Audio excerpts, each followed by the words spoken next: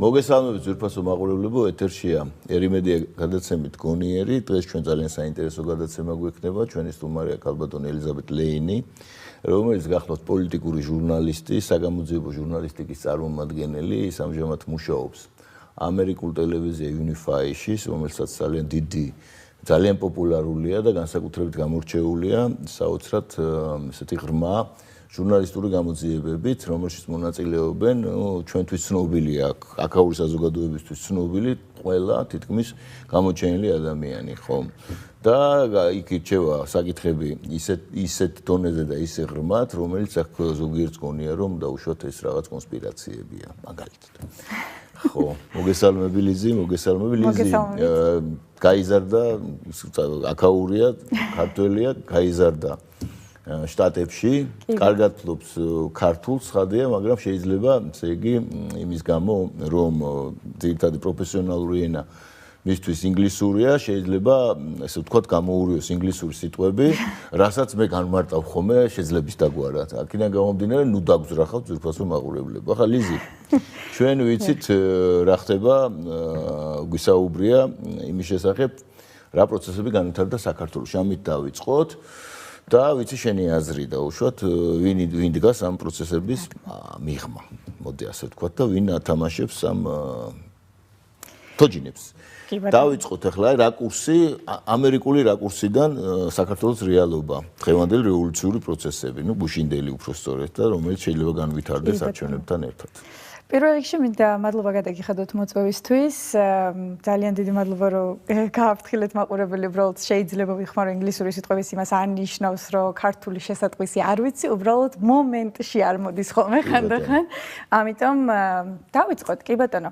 ეცით რა არის, მოდით პირდაპირ ვთქვათ, რომ დღეს რასაც ვუყურებთ პროტესტებზე, ასე ვთქვათ, გარეთ არის იგივე სცენარი, რაც ჩვენ უკვე ნანახი გვაქვს უკრაინაში მეიდანზე.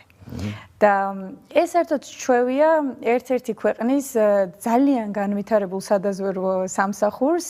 იცით რა, ხანდახან ვეკითხები ჩემ თავს, ეს იმის მიზეზია, რომ არიან ზარმაცები და ახალი სცენარის დადგმა არ უნდათ თუ უბრალოდ იგივე პრინციპი მოქმედებს, რაც მოქმედებს ჰოლივუდში მაგალითად. ერთი ფილმი გამოდის, იმუშავა part 2, part 3, part 4. ანუ რაც მუშაობს, იმას იმეორებენ სხვაგან. ხო ასეა? არ ხარჯავენ ზედმეტ ფულს დეკორაციებზე, მსახიობებთან კონტრაქტებია, ხო? პროფული დახარჯონ, უბრალოდ ჩემი აზრით აქ safety net-ის საქმე არის, ანუ სამშვიდობო საქმე არის იმ მხრივ, რომ იციან, რომ გამართლებული მეთოდია, ამიტომ თუ იმუშავა უკრაინაში, აუცილებლად იმუშავებს საქართველოშიც. და დღეს ვხედავთ ზუსტად იგივეს, როგორც სადაზვერვო სამსახურებიც არის CIA, MI6, ბრიტანეთის და ამერიკის, ყველაფერს ცდილობენ, რომ გამოიყენონ საკუთარი NGO-ები, ანუ საკუთარი NGO-ს, რას ვეძახი, ყველამ ვიცით, რომ non-governmental organization არ უნდა ეკუთვნოდეს არანაირ government organizations, ხო? ანუ თვითონ სახელში უდევთ ეს, რომ უნდა იყოს დამოუკიდებელი.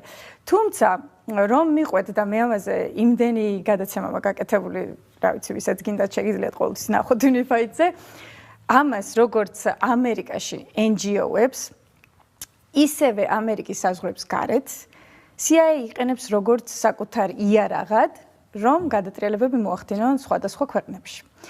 ეს უკვე დატესტეს, პირველად იძახიან ესეთი ოფიციალური წყაროთი, ვიცით, ოფიციალური დოკუმენტებით ვიცით, რომ ეს იყო მოზადეკის სიკვდილი ირანში, კი ბატონო, მაგრამ ისეთი პოლიტიკოსები და ისეთი ისტორიკოსები, როგორც ჯეფრი სექსი და თუნდაც ჯონ სტოკველი ყოფილი CIA-ის აგენტი, ისინი ფიქრობენ, რომ უფრო ადრეც აქვთ ეს გაკეთებული, უბრალოდ რუზველტი, ანუ ის აგენტი, ვინც მოახდინა ეს გადატრიალება ირანში, უბრალოდ publishing-ი მოხდა ამის და ესეთი ღიად გამოტანა უფრო დიდად და ამიტომ იწყება აქედან ათვლა. თუმცა ეს გაკეთებული აქვს ძალიან ბევრ ადგილას, ეს პირველად ირანში. განსაკუთრებით ლათინურ ამერიკაში. რა თქმა უნდა, ამაზე ვისაუბრებთ, ჯონ პერკინსზე და ეს რაღაცებზე ვისაუბრებთ ძალიან დეტალებით, მაგრამ დღეს ამას უყურებთ საქართველოში და მე მინდა გითხრათ, რომ ძალიან საშიში მდგომარეობაა. იქიდან გამომდინარე, რომ მე ორივე ქვეყანასთან მაკავშირებს, როგორც ამერიკა ჩემი სამშობლოა, ისევე როგორც ვთქვათ, საქართველოს დავიბადე და საქართველოსთანაც მაკავშირებს რაღაცა გრძნობები და სულაც არ მინდა, რომ დავინახო ამერიკელი ხალხი შეეწიროს ამ იმიჯს რასაც CIA დღეს ხატავს ამერიკის იმიჯად. ანუ ამ მონსტრ კომპანიასაც ვერ დავარქვა, სააგენტოს, კი ბატონო, რომელიც საკუთარ ხალხს საერთოდ არ უსმენს.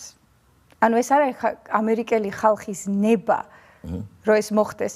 და ერთ რამეს ვიტყვი, რომ განსხვავებულად ქართული ახალგაზრდობის ვინც დგას დღეს გარეთ და უჭირავს ორი დროშა ერთის მაგივრად, ჯერ ეს არის ანომალია, რატომ მეჭიროს სხვა ქვეყნების გაერთიანების დროშა. ამერიკაში რომ უნდა დაიჭიროს ამერიკის დროშის მაგივრად, მაგალითად ევროკავშირის დროშა. აბა, ეს არ მოხდება, ამის გარანტიას გეტყვით, თუმცა ერთი საინტერესო რაღაცის ვიტყვი, ამერიკაში ქონდა ზუსტად 6 თვის წინ ძალიან დიდი პროტესტი ვაშინგტონ DC-ში, რომელსაც cover-ს უკეთებდი როგორც ჟურნალისტი, ანუ ჩემს კრუსთან ერთად ვიყავი წასული და იქ დავინახე პირველად, ესეთი რაღაც არ მომხდარა ამერიკის ისტორიაში.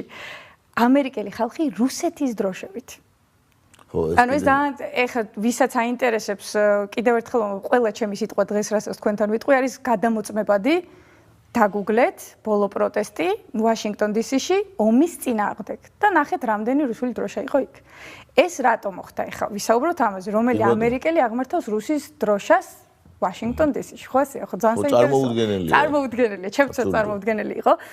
მაგრამ ეს მოხდა იმიტომ, რომ ძალიან ბევრი ადამიანი ამერიკაში ძალიან გათვითცნობიერებულია თუ რა ხდება რეალობაში.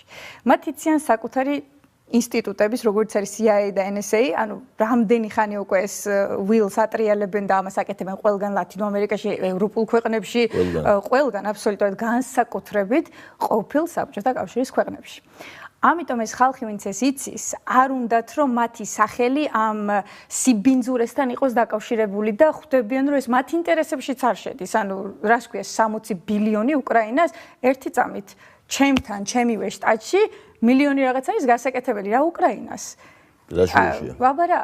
და ამიტომაც ახლა არა მარტო ტრამპი, ბევრი სხვა პოლიტიკოსის დღეს, რომელიც ხშირად არ არის ეს სახელები საქართველოში არ ჟღერს, მაგრამ ძალიან ბევრი პოლიტიკოსი ამერიკაში ძაღის America First. რა გვინდა უკრაინაში? ეს არის ქვეყანა, რომელიც არც ნატოს წევრია. არანაირი მოვალეობა არ გვაქვს იქ ჩვენ ყოფნის, თუმცა სრული ძალებით უკრაინას ფალერში ყოფთ. ნუ ამაზეც ვისაუბრებთ თუ რატომ. მაგრამ ძალიან საინტერესოა, როდესაც ამერიკელი ამ ყველაფერს ხვდება, რა ბაბულში უნდა იყოს საქართველო, რომ ამას ვერ ხვდებოდეს. და აი შეგვიძლია ახლა გავარჩიოთ ეს რატო ხდება ესე, რომ ამერიკელი უფრო განათლებულია დღეს ვიდრე ქართველი, როცა ესე არ უნდა იყოს, ხო? ამერიკას აქ იმიჯი რომ ყველას განათლებული მსუქანი ქვეყანა, ანუ oversized people და ასე შემდეგ. თუმცა ესე არ არის. კი ბატონო, ვისაუბროთ იმაზე, რომ გვაქვს ძალიან ბევრი პრობლემა ამერიკაში, ეს რაც შეეხება გაბარიტების პრობლემაც გვაქვს ძალიან დიდი. სიმსუქნის პრობლემა, მაგრამ ამერიკელმა ხალხმა ამ ბოლო 10 წლის მანძილზე ისილა გააწნეს ესეთი გამოთქმა გაქვს ამერიკაში, რომ slapped in the face და გაიღვიძეს. ქართულადაც არის, სილა გააწნეს, კარგი გამოთქმა. ძალიან დიდი awakening მოხდა და მოხდა იმიტომ, რომ მიხვდნენ, რომ მაღაზიაში რომ შედიან გადაწყვეტილების ესეთი გადაწყვეტილების წინაშე დგანან, რომ დღეს ჩემ შულს შოკოლადი უყიდო თუ chicken. ანუ ქათამი. და აი ამან გააღვიძა დღეს ამერიკა. თორე მანამდე ეს თემა არ იყო. კეთილდღეობის დონე დრამატულად დაიწია. საკმაოდ. აი ესეთი რაღაც არ ახსოვს ამერიკას Great Depression, დიდი დეპრესიის დროს, კი ბატონო. და ერთ-ერთი პრეზიდენტობის კანდიდატი RFK ჯუნიორი ლაპარაკობს ამაზე ძალიან კენედი ანუ კი ბატონო, კენედის, ბობი კენედის შვილი. კი. ამაზე საუბრობდა ძალიან ბევრ სხვადასხვა შოუში, რომ ანუ მისი ცოლის მაგალითი აქვს მოყვანილი, რომ ანუ ჩემი ცოლი არ არის ხა დიდარი ოჯახიდან და ჩვენ როცა დავიწყეთ ერთმანეთთან სიარული როგორც couple, ასე ვთქვათ. კი, მითხრაო, რომ აი ბენზინი რო წითელს მანახებდა მანქანაზე უკვე პანიკური შიში მქონდა, იმიტომ რომ ეს იმას ნიშნავდა, რომ ან უნდა ვჭამო, ან ბენზინი უნდა ჩავასხა მანქანაში. ეს ამერიკაში ყველაზე მდიდარ ქვეყანაში არ უნდა ხდებოდეს. ანუ მაშინ ჩდება კითხვა, რატო ხდება ეს ყველაფერი? რატო ხდება და ამერიკა არის ყველაზე კორუმპირებული ქვეყანა მსოფლიოში, ოღონდ ისწავლა ისტორიის მანძილზე ამის შენიღება იდეალურად. და რიჩარდ ვოლფმა მითხრა ჩემს შოუში, ერთ-ერთი ყველაზე დიდი ეკონომისტი გეცოდნებათ. კი. რიჩარდ ვოლფო მითხრეს რაღაც როცა ვკითხე რომ რატო არის ეს ამერიკის მითი რომ დღესაც ყველას სჯერა ეს და ეს სულელებივით ეცემიან ამ მითზე ყველაფერს ყიდიან რომ ჩერეზ ნიანგები იარონ და რიო გრანდში დაიხშონ და ასე შემდეგ ნუ რატო ხდება ეს და მითხრა ძალიან მარტივად იმიტომ რომ ამერიკა მისწავლა როგორ გაყიდოს საკუთარი ქვეყანა როგორც ყიდის bag of chips ან chipsის პაკეტს. შეფუთვა ისწავლა. კი ბატონო, შეფუთვა ისწავლა საკუთარი თავის. ინფორმაციული შეფუთვა. აბსოლუტურად. კი ბატონო, და დღეს ვუყურებთ ამას, ეს ახალგაზრდები, რომლებიც გაიზარდნენ ამერიკულ ფილმებზე, გაიზარდნენ მიშას დროს, ხო, ასე ანუ ძირითადად ნაწილია. კი ბატონო, მიშაზე კი ცალკე ვისაუბრებთ. კი, აუცილებლად. კი ბატონო. ამ ადამიანებს ძალიან რთულია უთხრა ის, რომ ის რაც შენ გონია, რომ ამერიკა დღეს არის, იმის 1%-იც არ არის ეს ქვეყანა დღეს იმ სახით რაც გვაქვს. ანუ მე არ ვამბობ კენედის დროს, არ ვამბობ მის მოწინავე პერიოდს. ხო ამერიკას ჰქონდა ძალიან კარგი ერა, მაგალითად პერიოდი, როდესაც ერთი ადამიანის ინკამის შემოსავლიდან, კი ბატონო, მთელი ოჯახი არა მარტო კარგად ცხოვრობდა, არამედ upper middle class-ის დონეზე ცხოვრობდა. ეს თემაც იყო. ხო ეს ყველაფერი ძალიან შორეული წარსული ამერიკის სამწუხაროდ დღეს ესე არ არის დღეს ამერიკას აქვს მონური ასე ვთქვათ რიტმი თვითონ ისეთი პრივილეგიური ადამიანებიც ან პრივილეგიას არ მოკლებული ადამიანებიც რომელიც CEO-ები ასე ვთქვათ მაგალითად Boeing-ის CEO ვიღოთ ხო ისინიც კი ვერ ჩერდებიან. ისინიც კი მონურად მუშაობენ, იმიტომ რომ ეს მენტალიტეტი აქვს ქვეყანას, რომ ან უნდა იყო რაღაცა working bee, ან შენ ხარ useless eater. ანუ working bee-ა ნიშნავს მომუშავე ფუტკარს, ანუ კი ბატონო. მუშა ფუტკარს. კი ბატონო. ან useless eater-ი, რომელიც მხოლოდ ჭამს, საკვებს და ეს useless eater-ი გახსოვთ, რომ ჰიტლერიდან გადმონაშთი არის, ჰიტლერი ხშირად იყენებდა ამ ყველაფერს და ეს ამერიკის ნაცი წარსულზეც ვილაპარაკებთ დღეს მაგის პრობლემა, მაგრამ დღეს ასეთ რეალობაში გახართ. ასეთ რეალობაში ვართ. ახლა უფრო ჩავეძიოთ ამ რეალობას. ანუ ეს შეფუთვა ეს პროპაგანდა თავის დროზე იმუშავა ამან ძალიან კარგად საბჭოთა კავშირის დანგრევის პერიოდში და ჩვენ ვახსოვს დაუშვათ როგორი ხატი შეიქმნა ხომ რომ აქეთა მხარეს იყო ასე ვთქვათ ჩაბნელებული რაღაც ისეთი საშიში რაღაც ანუ ეს იმიჯი შეიქმნა და იქით მხარეს იყო ნათელი და ესე აქეთ იყო ბნელი და უკუნი იქით იყო სინათლე და სიკეთე დღესაც ესე იგი სამწუხაროდ ხომ ადამიანების დიდ ნაწილს სწორედ ასე გონია და ისინი ახდენენ ძალიან გულუბრყვილო ლოგიკურ შეცდომას. არა მარტო ლოგიკურ, არამედ სოფხედველობრივ შეცდომად მათ გონიათ, რომ ადამიანურ საზოგადოებაში, რომელიღაც ადამიანურ საზოგადოებაში არის თომას მურის უტოპია. ხო. რომ ესე იგი იქ საერთოდ ყველაფერი კარგია, სადღაც ამისთვის საჭიროა ესე იგი რომ გყავდეს მტერი, ეს არის დანინგ-კრუგერის სინდრომი ცნობილი, რომელიც რა არის დანინგ-კრუგერის სინდრომი, ეს არის ესე იგი ტენდენცია მენტალური, როდესაც ადამიანები, რომლებიც არ გამოირჩევიან, ესე ვთქვათ, გამჭრიახობით, რბილად რომ ვთქვათ, და ვერ აანალიზებენ საკუთარ მენტალურ პროცესს, ასეთი ადამიანები, ესე იგი, თავიანთ აზრებს მიიჩნევენ ერთადერთ ჭეშმარიტად. კი ბატონო. მე ესენი ერთიანდებიან რაღაც ჯგუფებში და ამ ჯგუფებს აუცილებლად კოლექტიური ტყუილის გასამართლებლად ჭირდებათ მტერი და ქმნიან მტერს და აი დანინგ-კრუგერის ეფექტის ეს ერთ-ერთი ესეთი გამოვლინება არის დაუშვით ის რაც ხდება ჩვენთან. ჩვენთან ხდება რელიგიური დოგმის დონეზე აყვანა კონკრეტული პოლიტიკურ-გეოგრაფიული არეალის. აბსოლუტურად. და ესე იგი ეთნიზაცია ბოროტების და ეთნიზაცია სიკეთის. სხვანაირად ამ ბრბოს ვერ გამართავ. ანუ ამათ თუ არ იფიქრეს, რომ იქით ძალიან ბნელა და ჯოჯოხეთი, ანუ დაანახო შენი პირადი მოწინააღმდეგე ვიღაც ხვას, როგორც მტერი, ანუ ეს ხო შენი პლუსია. სხვანაირად იმას ვერ გამართავ. ამიტომ საჭირო იყო ეს აუცილებლად. მოდით პირდაპირ ვისაუბროთ. დავიწყოთ იმით, რომ ამერიკის რაღაც ეს არ მისმის ამერიკის იმედის ქონა. ანუ ნახეთ რა ხდება ადამიანურ ურთიერთობებშიც ეს ძალიან მარტივი გასარკვევია, ხო? მაგალითად, მე და თქვენ რო ავიღოთ ახლა თქვა ჩვენი ურთიერთობა, ჩვენ ეხა შევხვდით, მაგრამ თქვათ, რომ ერთი პროექტი გავაკეთეთ და გამართლდა, ხო? და მე თქვენ გენდობით რაღაცაში, იმიტომ რომ გამიმართლეთ ერთ პროექტში, თქვენ მენდობით მე და ასე შემდეგ. კიდევ ერთი პროექტი, კიდევ ერთი და ეს ყოველთვის ხდება, ეს ყოველთვის ჩემს ასე ვთქვათ, ჩვენს მეგობრობაში ეს გამართლება ყოველთვის არის. ამიტომ ვიღაც თუ მკითხავს არის სოსო დღეს სანდო ადამიანი, მე ვეტყვი რა თქმა უნდა არის, იმიტომ რომ ისტორია ამას გვანახებს. ეხლა შევხედოთ რა ლოგიკას ეფუძნება ის, რომ ადამიანი დღეს ენდოს ამერიკის პარტნიორშიპს. თქვენ კარგად იცით ისტორია, იგივე ვეტყვი ჩვენს მაყურებელს, თუ მომიყვანთ თქვენ ერთ მაგალითს, როდესაც ამერიკა დაუდგა თავის პარტნიორის ინტერესებს გვერდით, ისე რომ ეს პარტნიორი ბოლომდე არ გაეწირა, მაშინ მე გეტყვით, რომ ამაში ლოგიკა არის, რომ დღეს საქართველოს ამერიკისკენ თუნდაც გაიხედოს, ხო, ერთი დამისახელით, ხო არ ვიძახი 2-3, ერთი. ვერ დავასახელებ, თუ არ არის მის ინტერესში, რა თქმა უნდა, პირიქით. რა თქმა უნდა, ავიღოთ ეგერ მაგალითად ბოლო მაგალითები რა.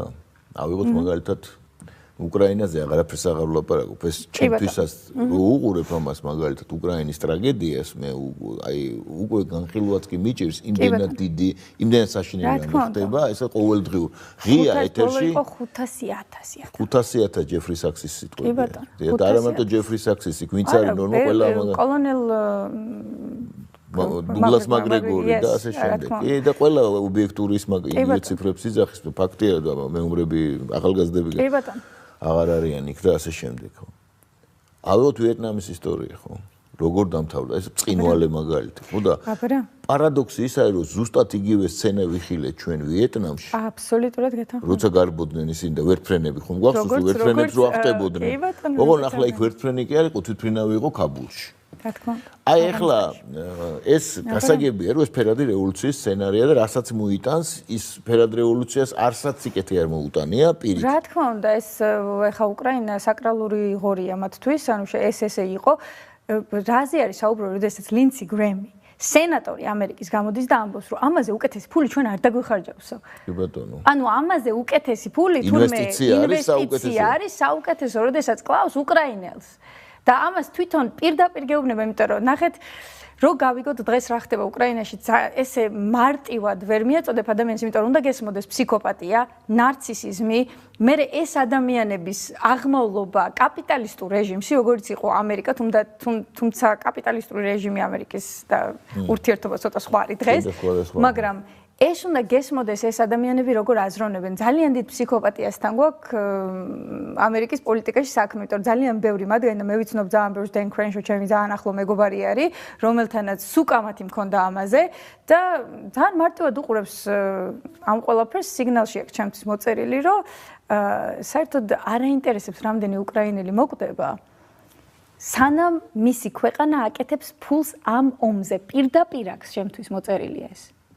ეხლა თქვენ მეუბნებით, რომ ამერიკელს, რომელსაც საკუთარ ქვეყანაში MK Ultra ჩატარებული, ანუ საკუთარ ხალხზე აქვს ექსპერიმენტები ჩატარებული, დახოცილი ყავს საკუთარი ხალხი, იმას უკრაინელი უყვარს, როგორ არის საკუთარი თუ არ გეყვარება, სხვა ვერ შეიყვარებო, ანუ იმას უკრაინელი ადარდებს? აი ახლა კიდე ამასთან დაკავშირებით, აი ჩვენ პერკინსზე ვისაუბრეთ. ვახსენეთ უბრალოდ, ხო? ძალიან ბევრი ადამიანი სამწუხაროდ ვერ აცნობიერებს იმ მდგომარეობას, რომელშიც აღმოჩნდა ეგრეთ წოდებული ვაშინგტონის კონსენსუსის პოლიტიკის გატარების გამო, ეგრეთ წოდებული ეკონომიკური ნეოლიბერალიზმის დოგმების დანერგვის გამო საქართველოს ეკონომიკაში, ხო? და ხელისუფლებაში ამ იდეოლოგიის, ამ მავნებელი იდეოლოგიის ადამიანების ჩანერგვის გამო. კი ბატონო. აქ კულტურული იმაზე რა ქვია, ნეოლიბერალიზმზე, სოციალურ ლიბერალიზმზე, საერთოდ ამ სოციალურ ინჟინერიაზე ვილაპარაკოთ შევსწავლოთ. აი ეს პერკინსი, რომელიც მეგობარია, ხომ, შენი და ესე იგი. კი ბატონო, ჯონი. ხო და ჯონ პერკინსი, ну, მისი წიგნი ცნობილი ეკონომიკური აღსარება, ეს ბესტსელერია, ხო? ხო და აი ახლა ვისაუბროთ საქართველოსთან მიმართებაში. საქართველოს იყო, საქართველოს ეკონომიკა სანამ ის, ესე იგი, აღმოჩნდებოდა ამ გეოპოლიტიკურ არეულობაში. რა თქმა უნდა. და იმ გულუფხილორწმენით, რომ სადღაც ჩვენ გველოდნენ. და ედვარდ შევარდნაძეს რო აძლევდნენ გარანტია, ჩემი მეგობარი ბაიკერიო რო იძახდა, ამაზეც ვისაუბროთ, დიახ. კი ბატონო, მოდით დავიწყოთ ამითი. საბჭოთა კავშირი დაიშალა, დაიშალა მხოლოდ ერთი მიზეზის გამო. ბევრი ამბობს იმას, რომ ამერიკამ დაშალა, ეს არის აბსოლუტური იდიოტიზმი. საბჭოთა კავშირი დაიშალა შიგნიდან. ოღონდ დაიშალა იმიტომ, რომ ადამიანებმა, ვინც საბჭოთა კავშირს მართავდა, დაიჯერეს დასავლეთის promises, ანუ დაპირებები. კი ბატონო. ეხლა უყურეთ რა მოხდა.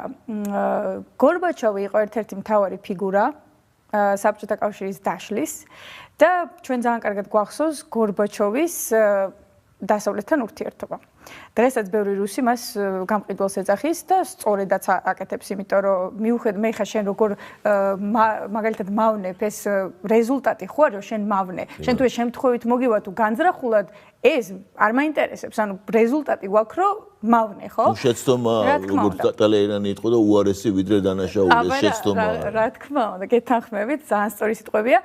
და გორბაჩოვი იყო მათი პირველი, ესე ვთქვათ, მსხვერპლი, რომელიც ამერიკის ინსტიტუტები, განსაკუთრებით CIA, ამას ხშირად აკეთებს. ანუ ამოირჩევს ძალიან ბრაიტ ფიგურას სხვადასხვა ქვეყნებში. შემდეგ მასთან მივა მოლაპარაკებებით, ანუ მოლაპარაკებებით, რომ დაპირებებით, რა თქმა უნდა, შეთავაზებებით. და ეს იმას არ ნიშნავს, რომ ვიღაცა ფულზე იყიდება. არა, გორბაჩოვი ფულზე არ გაყიდულა. გორბაჩოვი გაიყიდა იდეაზე. ანუ გორბაჩოვს შესთავაზეს ეს, რომ გეცოდინებათ მარშალ პლანი, მარშალის გეგმა. ისიც გეცოდინებათ მარშალის გეგმა იყო მხოლოდ იმისთვის განკუთვნილი, რომ ევროპაში ამერიკის, ასე ვთქვათ, ინფლუენსი, ქართულად რო გამახსენოთ, გავლენა, დიახ, დამკვიდრებული იყო, ხო? და ვნახეთ, რომ მარშალ პლანმა, მოკლედ, ვინც არ იცის, რომ უცებ ავუხსნათ, მარშალის გეგმა იყო ესეთი გეგმა, როდესაც მეორე მსოფლიო ომის დროს ევროპა იყო მუხლებზე და ასევე საბჭოთა კავშირი, რაღაც უნდა გაეკეთებინა ამერიკას იმისთვის, რომ ევროპას დახმარებოდა. ოღონდ, როგორც ვიცით, ამერიკა დასახმარებლად, რომ პროსტა ვიღაცას დაეხმაროს, ესე არასოდეს არ იქცევა. ამიტომ, რა თქმა უნდა, თავისი ინტერესები ჰქონდა ამ ყველაფერში და თქვა, რომ ჩვენ დაგეხმარებით მოგცემთ ვალს, მოგცემთ იმის საშუალებას, რომ ფეხზე დადგეთ, ოღონდ ეს ტრეიდი მსოფლიოში უნდა მოხდეს დოლარით. თქვენ უნდა ჩვენი კურენსიზე გადმოხვიდეთ, როგორც მაგალითად ჩინეთი თუ რაღაცას გაყიდის გერმანიაზე, თურმე დოლარით უნდა გაკეთდეს ეს ყველაფერი და ეს სხვა გზა არ იყო, იმიტომ რომ როდესაც საერთოდ არაფერი არ გაქვს ადამიანს, იმ ცუდილსაც აიღებ, ხო? ანუ ესე არის. თუმცა საბჭოთა კავშირის ლიდერმა მონსტრმა თუ არა მონსტრმა ეს თქვენ გადაწყვიტეთ. გადაწყვიტა, ვიცით ვიზე გვაქვს რა თქმა უნდა. ეს დილ არ მიიღო. არ მიიღო, კი ბატონო. და დაინახა იმის ზუსტად რაც იყო რა, ანუ შეიძლება მონსტრი იყო, როგორც ჰიტლერი, მაგრამ ჭკვიანი მონსტრი იყო. ანუ ვიცით რა არის, არ ყოფილა სულელი ადამიანი, რომელსაც მოატყუებდი და ამავდროულად. ნამდვილად არ ყოფილა. არც ჰიტლერივით მონსტრი იყო. ქონდა თავის რა თქმა უნდა ის იდეალიზაციისგან შორს ვარ.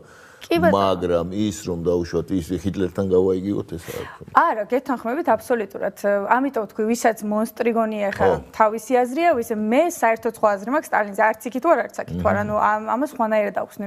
მე მგონია რომ ცოტა უფრო იდეალისტი იყო, ვიდრე სტალინის იყო მსოფლიო ისტორიის ერთ-ერთი ყველაზე გამორჩეული ფიგურა, რომელზეც არსებობს ყველაზე დიდი ლიტერატურა, რელიგიური ლიტერატურის შემდეგ, კი ბატონო, და ძალიან ბევრი აზრი. ხო, მან ეს არ მიიღო. ამიტომ ეხლა ნახეთ რა მოხდა ევროპულმა ქვეყნებმა დამეთანხმებით, რომ ძალიან დიდი ბუსტი დაინახა უცებ.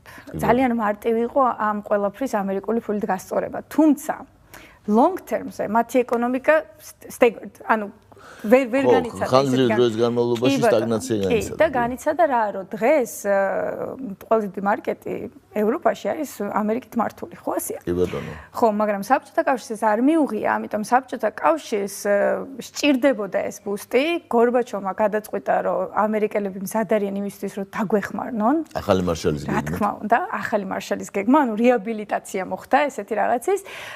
და გორბაჩოვი შეპირდნენ, რომ შენ იქნები ის კაცი, ვინც ამას გააკეთებს, ანუ ამ ყველაფერს მისცემს საკუთარ ნაციას და ასე შემდეგ. რა თქმა უნდა, ხა ამას ვინ არ წამოეგება და დაიწყო ეს ურთიერთობები გორბაჩოვსა და დასავლეთს შორის, მაგრამ ნახეთ რა საინტერესო გეგმა არის. და ამაზე თვითონ CIA.gov archives-ზე აქვს ათასობით დოკუმენტი, რომელიც მე პირადად მაქვს თვეობის განმავლობაში ყველაფერი დეტალურად წაკითხული. ამაზეც გეტყვით შევარდნაძის როლს ამ ყველაფერში. ეხლა ნახეთ რა ხდება. გორბაჩოვთან ერთად ესმით რა, რომ რუსეთის განადგურებისთვის, ანუ ჯერ რატო ანადგურებენ, კიდე კითხვა არის, რა გინდა, ხო? ანუ ხო შეიძლება რომ მეგობრულად მიუდგე პარტნიორულად მიუდგე, მაგრამ არა, მათ დოქტრინაში წერია, ეს თავიდანვე CIA-ის არქიტექტს ეძახდნენ 딘 ეჩისანი და რობერტ ლოვეტი, თავიდანვე წერდნენ, რომ ამერიკას არანაირი მეგობარი არ ეყოლება, ეყოლება ან ვასალი, ანუ მონა. ეს პირდაპირ უწერიათ თან. კი, ან ცნობისთვის, მეგობრებო, ცნობისთვის. კი ბატონო, ან მტერი. ანუ ლოვეტის სიტყვები არის პირდაპირ გეტყვით from now on, ანუ აქედან ამერიკას აქვს two threads, უბრალოდ ვერ გადავთარგმნე ახლა threads, მაგრამ მოდით ხო არა უშავს გასაგებია. ნავი პედლინგი, ასე ვთქვათ, ერთი არის ღია ომისთვის, მეორე აბსოლუტურად დახურული სიმშვიდისთვის. აი ხა თქვენ გადაწყვეტეთ, როდესაც არქიტექტორი მამა საგარეო პოლიტიკის ამერიკის ამბობს ამას. მე მგონი ლოგიკას მოკლებულია, რომ ვთქვათ, რომ ამერიკა ფისკიფერია და ხო ასეა. შვიდობის ყოფილი. ხო, რა თქმა უნდა. და ნახეთ რა ხდება. გორბაჩოვთან ერთად ირჩევენ საბჭოთა კავშირის ქვეყნებში სხვადასხვა ლიდერებს, ვისთანაც მათ კომუნიკაცია უნდათ. და ესეთი ერთ-ერთი არის ედვარდ შევარდნაძე. Ну, რა თქმა უნდა, ხა როგორც ბავშვი, რომელიც დაიბადა საქართველოში, მაინტერესებდა რა შემიძლია ვიპოვო CIA-ის არქივში შევარდნაძეზე. ეხლა მე მგონი ერთადერთი ქართველი ვინც ეს გააკეთა, რომ აი ყველაფერი მოუძებნე CIA-ის, ასე ვთქვათ, დამოკიდებულება შევარდნაძეს მიუძღვნა. კი, და არა მარტო დამოკიდებულება, მას ქვია ანალიზი. ანუ ყველა ქვეყანაში ყავთ ყველა ლიდერის მიუჩენენ ესე აგენტს, მაგალითად ჯონ ნიქსონი, როგორც გითხარით, სანამ შემოვიდოდით სტუდიაში იყო სადამ ჰუსეინის ბიოგრაფერი, ესე ეძახიან და ყველაფერს უყურებენ, ანუ რა ფსიქის ადამიანია, რატონის განათლება აქვს, რატო იცმევს თქვა წითელ ან მწვანე ნასკებს, ხო, თუ როგორ არის ქართულად? კი. წინდებს, კი ბატონო. ანუ ბოლო დეტალამდე იციან ვინ ხარ. იმიტომ რომ როდესაც ადამიანი არ იცი, იმას ვერ აკონტროლებ, ხო ასეა? აირჩია შევარდნაძე, ეხლა სხვა ქვეყნებზე არ ვილაპარაკებ, მოდით რო არ გაგვიგრძელდა საუბარი, მხოლოდ საქართველოში ვისაუბრებ. კი, ძალიან საინტერესო მოусმინოს მაყურებელი. და შევარდნაძეზე დღეს მე მგონი ეს მითი კიდე არსებობს საქართველოში, რომ იყო ძალიან ჭკვიანი ადამიანი. მახსოვს ეს, იმიტომ რომ ჩემი მშობლებისგან მახსოვს, რომ შევარდნაძე მელა და ესე და ეს რა მელა. ანუ ეს დოკუმენტები, ეს მითი ამ დოკუმენტებმა აბსოლუტურად დაამსხვრია. შევარდნაძე იყო თავიდან ბოლომდე მარიონეტი დასავლეთის. აბსოლუტური მარიონეტი. ბეიკერი იყო ერთ-ერთი ადამიანი, რომელიც აკონტროლებდა ამ ურთიერთობას ძალიან კარგად. ხა რატო შევარდნაძე? ეს კიდევ ამბობ, ეს გააკეთა არ მარტო საქართველოში, არამედ უკრაინაში და სხვადასხვა ქვეყნებში, მაგრამ საქართველო არის ჩვენთვის მნიშვნელოვანი. ამიტომ რა უნდათ საქართველოსგან? გორბაჩოვს პირდებიან, რომ რუსეთი და ამერიკა ერთად მეგობრულად მსოფლიოში, როგორც ორი დიდი power, ასე ვთქვათ, წარმართავ მსოფლიოს და მოეხმარებიან რუსეთს, რომ ფეხზე დადგნენ, ასე შემდეგ, როცა შევარდნაძეს მეორე მხრიდან ქართულად არის უჩხიკინებენ, ხო ესეა?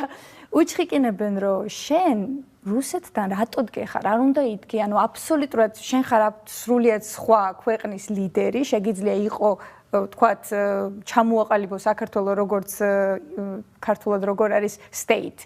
სახელმწიფო დამოუკიდებელი ძლიერი სახელმწიფო. და ესეა ის დოკუმენტებიც არ გჭირდებათ, ხა ვისაც კითხვა ეზარება და არ უნდა რომ ამდენ დოკუმენტში ეს მოძებნო, შეგიძლიათ თვითონ შევარდნაძის ინტერვიუები YouTube-ზე მოძებნოთ, იმიტომ რომ როგორც ჟურნალისტი სამი წყარო უნდა მქონდეს ყოველთვის წინ, რომ ეს დავამტკიცო, ხა შეიძლება ვიღაცია ის აგენტს რაღაც ეგონოს, მაგრამ სინამდვილეში ესე არ იყოს, ხო? ამიტომ ყოველთვის ვამოწმებ ამ წყაროებს და ერთ-ერთ ინტერვიუში შევარდნაძე თვითონ ლაპარაკობს, რომ მე ვიყავი ის ტიპი, რომელმაც საქართველოს ჩამოყალიბა state-ად, ამაში დაეხმარა ამას ბეიკერი და ასე შემდეგ, რო დაახმარა. კი, მაგრამ იგივე სტილის ინტერვიუში სიკვდილის წინ ამბობს, რომ ბეიკერის ყურმელს აღარ იღებდა დანარეკს. ანუ რა მოხდა მათ შორის?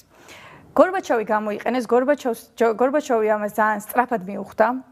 ამიტომ დაიჭირა ძალიან დიდი დისტანცია. გორბაჩოვმა მიიყვანა შევარდნაძე საგარეო საქმეთა მინისტრად, თუ გახსოვთ. კი ბატონო, დასვა და შემდეგ გორბაჩოვს და შევარდნაძეს ურთიერთობები ძალიან გაუფუჭდათ. და გაუფუჭდათ რატო?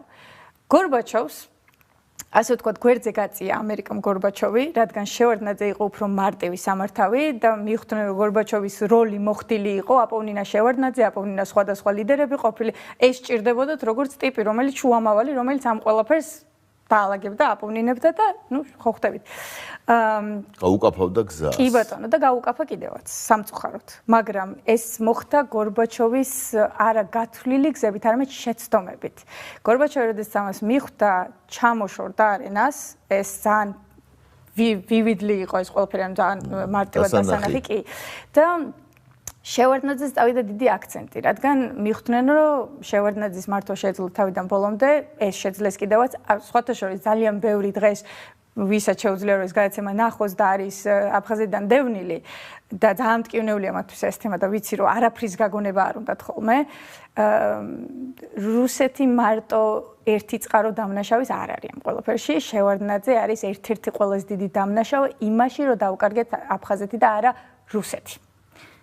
ამას ვიტყვი აბსოლუტური პასუხისმგებლობით. ეს ძალიან ჩახლართული თემაა, სხვა დღეს ალაპარაკო, ამ დღეს ცოტა ჩანს დოკუმენტალურად. რა თქმა უნდა, ორი აზრი არ არის. ანუ, როდესაც იელცინს ესაუბრებიან იმის შესახებ, რომ არ უნდა გაუშვას საქართველოსნაირი ქვეყნები და დესტაბილიზაცია არ უნდა მოახდინოს და არ უნდა დაანებოს ეს კავკასიაში, შევარდნაძეს ესაუბრებიან, რომ არავითარ შემთხვევაში რუსეთთან არ უნდა დარჩეს. ანუ ორ სხვადასხვა ნარატივს აძლევენ. ეს სადამ ჰუსეინმა ძალიან კარგად იცოდა, ბევრჯერ გაუკეთეს ეს, ორ სხვადასხვა ნარატივს აძლევენ და შემდეგ ზეწოლას ანხორციელებენ ორივეზე. კი ბატონო. ესე დაუკარგეთ 2008 წლის ომიც ეგრე იყო ზუსტად, მაგაზეც ვისაუბრეთ. კი ბატონო, როგორც თქვით, რომ დავიწყეთ გადაცემა, ერთი და იგივე სცენარით ვითარდება ყველაფერი. და საერთოდ ნათქვამი ამერიკელებს აქ ეს გამოთქმა არ არის ქართული შესაძლებლობის, ამიტომ ინგლისურად ვიტყვი fool me once, right? და fool me twice is my fault already. ანუ თუ ესეთი სულელი ხარ ორჯერ და სამჯერ გატყუებენ, იქნებ იმსახურებ. კი. ხო ესეა. ხო და მე არ ვამბობ, რომ მონსტრი არ არის ამერიკა, რა თქმა უნდა, მონსტრია, მაგრამ შენ რო სულელი ხარ, მისი ბრალი არ არის. აბარა. ხო, აი ესე შევარდნაძე, აი ესე გადაიბირეს, შევარდნაძეს ისევ ილუზიები დაუხატეს, რომ საქართველოს გამოეყოფოდა რუსეთს და იქნებოდა state და ამ ყველაფერს ნუ ეს ყველაფერი შევარდნაძე მიხვდა, რომ მაგრად მოატყუეს, როდესაც სააკაშვილი წამოვიდა არენაზე და იმდენი გონება ქონდა რომ მივხვდარიყო რომ სააკაშვილი დასავლეთის კაცი იყო. ეხლა წარმოიდგინეთ, როდესაც შენ ხარ დასავლეთის ფიგურა, როგორც შევარდნაძე და ბეიკერთან მიდიხარ იმაზე ფიშინგზე რა, თევზაობაზე, ხო? ხო, თევზაობაზე და თან ახალი ჩასულია შევარდნაძეს, მეორე დღეს მოხდა ეს არის CIA-ის არქივებში და არა მარტო არქივებში, YouTube-ზეც თვითონ შევარდნაძე საუბრობს ამაზე. ახალი ჩასულია და მეორე დღეს ბეიკერი ეუბნება რომ წამოდი ჩემი ვილა განახო, გადაგაფრინო და ვილა განახო, ახალი ვილა რომელიც შევიწინე.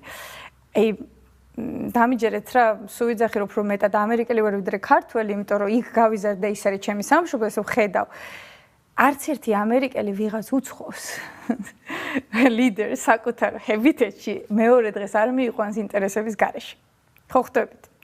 ანუ ყველაფერი ხდებოდა იმიტომ რომ სჭირდებოდათ რომ შევარდნაძე წასულიყო რუსეთის წინააღმდეგ, ესეც მოხდა. ეს ილუზიები რომ შევარდნაძე იქნებოდა ის კაცი ვინც ჩამოყალიბებდა საქართველოს როგორც state და ასე შემდეგ. შევარდნაძე მიხვდა რომ ეს ილუზიები დაიმსხვრა მაშინ, როდესაც ახალგაზრდაზე გაცვალეს. ანუ სააკაშვილზე გაცვალეს და შევარდნაძეს უთხრეს რომ დროა წახვიდე. ამიტომ არ იღებდა ბეიქერის დანარეკ ყურბილს. იმიტომ რომ ბოლომდე უნდოდა საკუთარი ნაქნარის ასე ვთქვათ რეალიზაცია და დაენახა ის რომ რასაც პირდებოდნენ და თურმე ეს არ მოხდა. აფხაზეთიდან წერილებს წერდა ბეიკერს. დარწმუნებული ვარ, ეს წერილები მე შევარდნაძე არ მაქვს ნანახი და რას წერდა ბეიკერს, მაგრამ კომუნიკაცია ყველაფერი ნანახი მაქვს, რაც მათ შორის მიმდინარეობდა ტელეფონის სახით და პირდაპირ. რაც ყველაფერი არის აღწერილი CIA-ის. სოხუმიდან წერდა მე მახსოვს ეს კარგად. აჟღერებდა ამას მოამბე.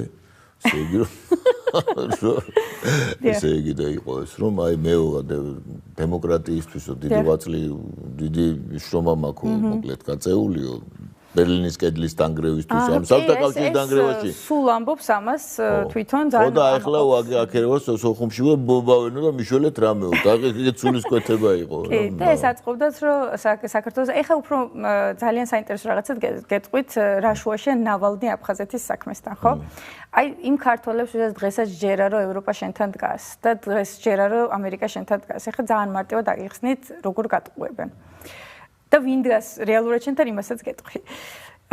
ნავალნი იყო ეს ფიგურა რუსეთში, რომელსაც ძალიან დიდი ფული დაეხარჯა იმაზე, რომ ეს ნავალნი წარმოედგინათ როგორც დემოკრატიული ლიდერი და ასე შემდეგ, თუმცა გავრცელდა ვიდეოები მისი და MI6-ის აგენტების შეხვედრის და ასე შემდეგ. კაფეში. რა თქმა უნდა.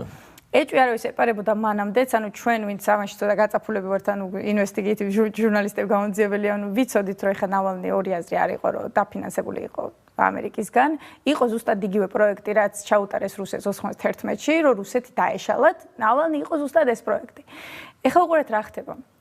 თუ ამერიკა თქვენი მეგობარია ნავალნის განცხადებებს უყურეთ. ანუ ნავალნი არის მათი კაცი, ამაში ხო არავის ეჭვება, არ ეპარება. მათ ამბობს მათსაც აჟღერებდა. რა თქმა უნდა, არა, ხო და ამას ვამბობ, ანუ ეჭვს ხო თვითონ ამერიკაც იძახის, რომ მათი კაცი ანუ დააჯილდოვეს, ასე ამას ხო ეჭვი ხო არავის არ ეპარება. ეხლა უყურეთ. თუ საქართველოს ინტერესები აქვს ამერიკას გულში. ნავალნის ყველა განცხადება, სადაც საქართველოს აქვს ნახსენები, ამბობს, რომ აფხაზეთი საქართველოსი არ არის. და ეს უნდა იყოს რუსეთის იმპერიაში, აფხაზეთი. რამე მეშლება? არა, რა თქმა უნდა. ეხლა მაშინ ესე განვიხილოთ ეს საკითხი, თუ ნავალნი არის ამერიკის კაცი, რაც ვიცით, დავამტკიცეთ, რომ არის. ხო ესე თვითონ ამერიკა აღიარებს ამას. აჯილდოებენ, ცოლის უხდიან გადასახადებს, რავი, სასწაულები ხდება. ვიცით, რომ მათი არის. ძალიან გაუჭირდება ამერიკას, რომ ნავალნის მის თითება მისცეს, რომ ჩვენი მეგობარი ქვეყანაა საქართველო და მოდი ეს არ თქვა. რა თქმა უნდა, არ გაუჭირდებოდა. არა, არავითარ შემთხვევაში.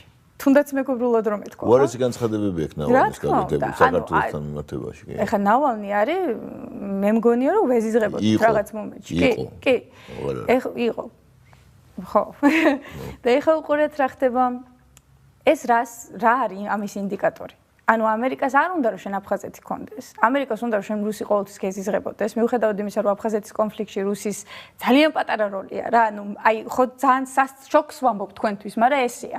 აი რუსეთი ერთადერთი ყველაზე დიდი დანაშაული რუსეთის აფხაზეთის ომში არის ის, რომ როგორ გითხრათ, წამოეგნენ აბსოლუტურ პროპაგანდას. და ამერიკა მატრიალა რუსეთი, იელცინის რუსეთი, როგორც უნდა ეს იელცინიც მიხვდა ამას ბოლოს და ამიტომ ორივე ეს ქვეყანა დაატაკა ერთმანეთს იმისათვის, რომ ერთმანეთი ძულებოდათ. მარტივია ეს, ძალიან მარტივია. კი ბატონო, ეხლა უცებ ვისაუბროთ პერკინსზე, მკითხეთ, ანუ ვინ არის პერკინსი? ჯონ პერკინსი არის ძალიან საინტერესო ფიგურა. ესეთი ფიგურები ერთი არ არის, ეს ერთი ვიცით, მაგრამ ჯონ პერკინსის ნაირები არიან ასობით ამერიკაში. ჯონ პერკინსი არის ეკონომიკური ჰიტმენი. ჰიტმენი ქართულად არ ვიცი როგორ გადავთარგმნო, იქნებ მომეხმაროთ ამაში. ჰიტ დარტმას ნიშნავს, ანუ ვინც ეკონომიკურ დარტმებს აყენებს. კი, აი ზუსტად. ჯონ პერკინსი, ესე იგი მისი მთავარი, ასე ვთქვათ, არეალი იყო ლათინო ამერიკა, თუმცა ყოფილ სოვიეთ ქვეყნებშია ძალიან ხშირად ნამყოფი და რას აკეთებს ჯონ პერკინსი? აი ძალიან მარტივად რო აგიხსნათ. ჯონ პერკინსი მიდის ლიდერებთან ისეთი ქვეყნების, როგორიც ვართ ჩვენ. აი მაგალითად, განვითარებად ქვეყნებს, რასაც ვეძახით, third world countries, როგორ იქნება ქართულად, არ ვიცი. კი, მესამე სამყაროს ქვეყნები. კი ბატონო, მესამე სამყაროს ქვეყნები და უყენებს ესეთ ულტიმატუმს. ჯერ რა თქმა უნდა, ყველაფერი როგორც ამერიკას ჩვევი არის, ძალიან ბედნიერად, მეგობრულად, იქ დალევა, რაღაც პარტიის ანტურაჟი, რა თქმა უნდა და ჯონ პერკინსიც, ანუ თავისივე მონაყოლებიდან ყვება იმას, რომ ბოუთზე, ანუ იმაზე რა ქვია, იახტებზე და ასე შემდეგ და ნუ მიდის ამ ლიდერებთან და უნდა ძალიან მარტივ რაღაცას. იცი რა არის, ჩვენ ვიცით, რომ თქვენ ქვეყანას უჭირს. ანუ ამას ძალიან კარგად ხვდებით და ჩვენ გვინდა რომ თქვენ მოგეხმაროთ, როგორც გვეხმარებიან ჩვენ დღეს. და მოლაპარაკება არის ესეთი, ჩვენ მოგცემთ ძალიან დიდ ფულს იმისთვის, რომ თქვენ ფეხზე დადგეთ. ამ ფულს მოგცემთ IMF-ისგან, სხვადასხვა, ანუ IMF-ი გეცოდინებათ სხვადასხვა ასეთი ორგანიზაციებისგან და თქვენ შეგიძლიათ ფეხზე დაუღოთ. და ძალიან მარტივია, ეხლა რა უნდა გააკეთოს ამისთვის ლიდერმა, რომ ეს ყველაფერი მიიღოს, ხო? ხო. ყველაფრის პრივატიზაცია უნდა მოხდეს. ეს საქართველოში თქვენ first hand ნახეთ ეს ყველაფერი მიშასთან. ეხლა ნახეთ პრივატიზაციას რას გულისხმობს? ბევრს არ ესმის ეს პროცესი, როგორ მიმდინარეობს. პრივატიზაცია არის, რომ ის დღეს რესურსები, რაც საქართველოს გააჩნია, რაც ბევრი არ არის, მაგრამ ხო არის რაღაც, ხო? რაც თუ ცოტაა. ხო. ეს რესურსები უნდა გადავიდეს ერთი რამოდენიმე ადამიანის ხელში. ეხლა წარმოიდგინეთ, ქვეყნის რესურსები რატო უნდა ეკუთვნოდეს რომელიმე ადამიანს, ხო? რა თქმა უნდა, ეს ყველა ჩვენი ქვეყნის მოქალაქეების რესურსია, ხო ესეა? მაგრამ და ეს არის deal ქართულად როგორ იქნება მოლაპარაკება ესეთია. გარიგება. კი ბატონო, გარიგება ესეთია, ანუ ქვეყნის რესურსები უნდა გადავიდეს რამოდენიმე ადამიანის ხელში. ეხლა ნახეთ რა ჭკვიანური გათვლაა. ლიდერი, რომელსაც ყავს ოჯახი, მეგობრები და ადამიანები, ვისთან სიმპათიურად არის განწყობილი. ამაზე ეუბნება ჯონი პირდაპირ. ყველა ეს ადამიანი იქნება მილიარდელი. არასოდეს არ არსებობს ადამიანი შენი წრის ირგვლივ, რომელიც დარჩება ამ ფულის გარეშე. ოღონდ ეს პრივატიზაცია უნდა მოხდეს. ეხლა რატო ხდება ეს პრივატიზაცია?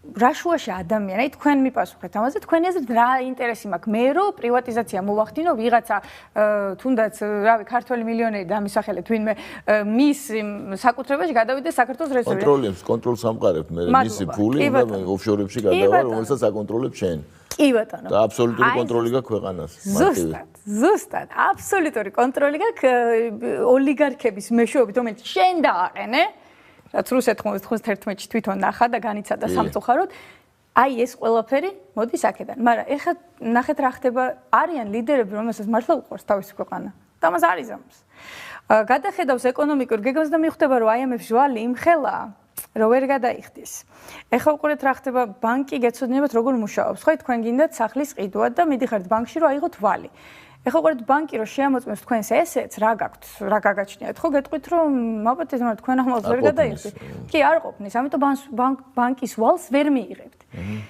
ეხლა უყურეთ რა შვება ამერიკა გაძლევს ვალს რომელსაც ბანკი არ მოგცემდა ანუ ძალიან დიდ ვალს რომელსაც გადაიხდი დიდი პროცენტით და იცის რომ ამას ვერ გადაიხდი მაშინ რატო გაძლევს აქტივები უნდა რა თქმა უნდა კიდევ გეუბნება ეს რაღაცას თუ ვერ გადაიხდი პრობლემა არ არის მოვალთ და მილიტარული ბაზა დაგვადგმევინე შენს ქვეყანაში. არ არის პრობლემა, ვალს გაპატიებთ, ანუ რაღაცას მოვახერხებთ ამ მხრივ. ესეთი მოლაპარაკებები ჯონ საქს გაკეთებული 1000-ობით. კი ბატონო, რასაც მხატვრულად აღწევს თავის ნაწარმოებში. კი, და ამას შეეწირა ძალიან ბევრი ლიდერი. ეხლა უყურეთ, ყველაზე მთავარი რა არის ამაში? მეორე რა არის? ანუ რო უარი თქვას? მე რა ხდება? ტყვია. რა თქმა უნდა. ან ფერადი რევოლუცია. კი, და ეხლა ჯონის პირდაპირ სიტყვებს გაგიმეორებთ. აქეთ მიჭირავს მილიონები, აქეთ იარაღი. არჩევანი შენია. კი ბატონო. რამდენი ლიდერი შეეწირა ამ? გეტყვით ახლა ერთ-ერთი რომელიც ჯონის ცხოვრება შეცვალა ხოსე რულდოსმა. ეს არის პანამას ლიდერი. იდეალური კაცი. ჭკვიანი, ძალიან ჭკვიანი კაცი, რომელსაც ესმოდა ეკონომიკა, ანუ ერთ-ერთზე ეკონომიკა და ამ ყველაფერს რო გადახედა ჯონი პირადად აქვს ჩემთვის მოყოლილი ეს ჩემს გადაცემაში, რომ ვიყავით იახტაზე, უყვარდა ძალიან დიდი ფართის ტიპი იყო და ანუ სულ ყველგან ფართი ჰქონდა ესე. მოკეიფე ზუსტად ესეთი ჰქონდა თავიდანვე ხა ხოსე რულდოსი რულდოს არ მაპატიეთ ტორიხოს ომარ ტარიხოსი. ხოსე რულდოს მეორე ვიქტიმარი და მაგაზე მეორე მსხვერპლია და აგერი ხო. ტარიხოსი იყო თავიდანვე შეძლებული ადამიანი, ამიტომ ფული არ სჭირდებოდა. და ჯონს ეძახდა ხუანიტო და უთხრეს რაღაცა რომ ხუანიტო ძალიან დიდი მადლობა შემოთავაზებისთვის, მაგრამ შენ ფულით ვერ გამაკვირვებ. ანუ მე ხა ყველაფერი მაქვს რა, აი გაიხედე ირგვლივ, სად ვარ, რას ვაკ, ყველაფერი მაქვს. ჩემს ირგვლივ ყველაფერი აქვს. მე ხა მინდა რომ ჩემ ქვეყანას გავუკეთო რაღაც კარგი. და შენ მოდიხარ და ესეთ რაღაც მეუბნები, ეს ჩემი ქვეყნისთვის არის კატასტროფა. თუ დააქციო ქვეყანა. რა თქმა უნდა. და ყველაზე საინტერესო რა არის? თვითონ ჯონ პერკინს არ ქონდა ბოლომდე გააზრებული რა ბოროტებას ემსახურებოდა და ომარ ტარიხოსი რომ მიხვდა ამას რომ ეს კაცი არ არის მოსული როგორც მონსტრი ეს კაცი არის მოსული როგორც თვითონვე არ ესმის რას აკეთებს რა ანუ ერთ-ერთი ემპლოიერი ხო დაისვა და აუხსნა აბსოლუტურად ყველაფერი ჯონს ანუ რა მოუვა ჩემს ქვეყანას მე რომ ეს გავაკეთო ჩემი ქვეყანა აღარ ეკუთვნის იმ ხალხს, ვინც აქ ცხოვრობს, მე რომ ეს გავაკეთო. მონებად გადადიან. რა თქმა უნდა, ვიქნებით აბსოლუტურად ამერიკის მონები და ამას თუ ოდესმე ან რევოლუციით გამოვასწორებთ, ან ყველას დაგხოცავენ. ხო ესეა? და რო დაფიქრდა ჯონი, პირდაპირ მითხრა ჩემს ინტერვიუში, რომ ამან მთელი ცხოვრება ჩემი შეცვალაო. აქედან წავიდა მისი წიგნის დაწერა, გამოსვლა, დადგომა ამერიკის იმპერიის წინააღმდეგ და ამ შემდეგ. და ომარ ტარიხოსმა უთხრა, რომ რატომ უნდა იყო მონსტრი, წამო ჩემთან იმუშავე. ან მე მოგცემ ამ სამუშაოს, იმდენ ფულს ვერ გადაგიხდი, მაგრამ ზატო კარგი ადამიანი იქნებიო. და აქედან ამით დაანება ჯონ პერკინსმა თავის საქმიანობას, მაგრამ დაანება მაშინ, როდესაც ომარ ტარიხოსი მოკლეს. ანუ ომარ ტარიხოსი არ დათანხმდა ამას, ანუ ამ მილიონებს, რომელიც ამაში იყო, რომელიც მიშამ აიღო სხვათა შორის. და აი ამას იარაღს წავიდა რომ გარისკავდა იარაღს. და რა თქმა უნდა მოკლეს. ახლა მიშას რაც ეხება. და თქვათ ესე იგი მიშას შესახებ. მე ახლა დიდი პრაქტიკა მაქვს მაგ პერსონაჟთან და მის რეჟიმთან ბრძოლის მოიხსენებათ და ანუ ყოველთავიდანვე ვიძახდი რომ მიშა იყო ჩვეულებრივი აგენტი. კი ბატონო. თავიდან იმ თავით ვეთქვი. მაგასაც გეტყვით. და იმასაც ვიტყვი კიდე რომ 2008 წლის ომი ეს იყო წმინდა წყლის იგივე სცენარით გააკეთეს ზუსტად როგორც აფხაზეთის ომი. ოღონდ ახლა ერთი რამე უნდა ვთქვა, როგორც აგენტი ის აუცილებლად მალავდა იმას, ვინ დაავალა ამ ოპერაციის შესრულება. კი ბატონო. ხო, აი ახლა სამწუხაროდ და ამის მერე მიმდინარეობს იგივე ტიპის ოპერაცია ამ 2008 წლის ომთან დაკავშირებით საქართველოში, რაც მიმდინარეობს შეერთებულ შტატებში იგივე კენედის კვლელობასა და მაგალითად 2001 წლის 11 სექტემბრის ოპერაციებთან დაკავშირებით, რომლის შესახებაც საერთოდ გონების შეურაცხყოფელი გიჟური აბსოლუტურად მითოლოგია შექმნეს და რომელშიც ამყოფებენ ამერიკელი ხალხის უდიდეს ნაწილს. კვლავ ისე მეინსტრიმი ეგ არის და ნებისმიერი ადამიანი რომელიც ფაქტებზე აპელირებს კონსპირაციულ თუმცა კენედიზე უკვე აღარავის აღარჯერა. მეინსტრიმსაც კი მიუხედავად იმისა რომ ეცეთ არის გამოთქმა გვაქვს ესეთი they're not many they're just squeaky wheel. ანუ wheel რომელიც ხმას გამოსცემს, მაგრამ ერთია. და არა ბევრი. ანუ ამერიკაში მასობრივად კენედის ამბავი ძალიან ნორმალურია. ახლა იქ ისეთი აბსურდებია.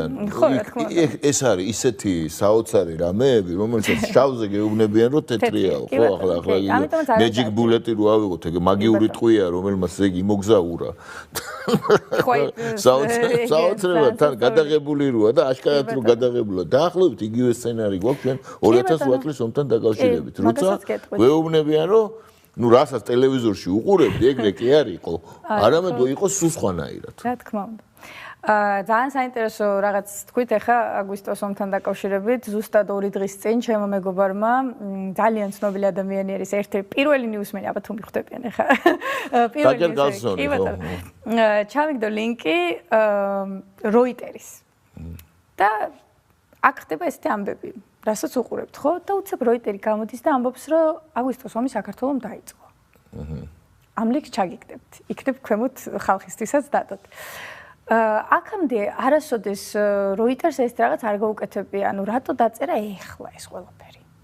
რა საინტერესოა რა? საინტერესოა ძალიან. როდესაც საქართველოს კარგავენ ამერიკელები იქიდან გამომდინარე, რომ პირველად ჩვენს ისტორიაში, ანუ საქართველოს ისტორიაში ყავს მთავრობა, რომელიც არ ანებებს მონურ დამოკიდებულებას ამერიკის ჩვენდამი. და იციან რომ საქართველოს როგორც მონა კარგავენ, იმიტომ რომ საქართველოს იძენს დამოუკიდებლობის პირველ ნაბიჯებს, სადაც სარისკო ნაბიჯებს, ძალიან სარისკო ნაბიჯებს, მაგრამ ამიტომ არის ამხელა პროპაგანდა, რომ რუსები, რუსის აგენტი, ანუ ეს სიტყვა რუსი გახადეს რაღაც ტერორისტად. კნინობით, სალანძღავი სიტყვა გახადეს. რა თქმა უნდა, ეხლა უყურეთ ბოლოს ვინ გააკეთა ეს? რა? ეს კნინობითი სიტყვა ერთ-ერთი ნაციის ან რასის მიერ ვინ იყო? ნუ ადოლფ ალოიზოვიჩი ჰიტლერმა.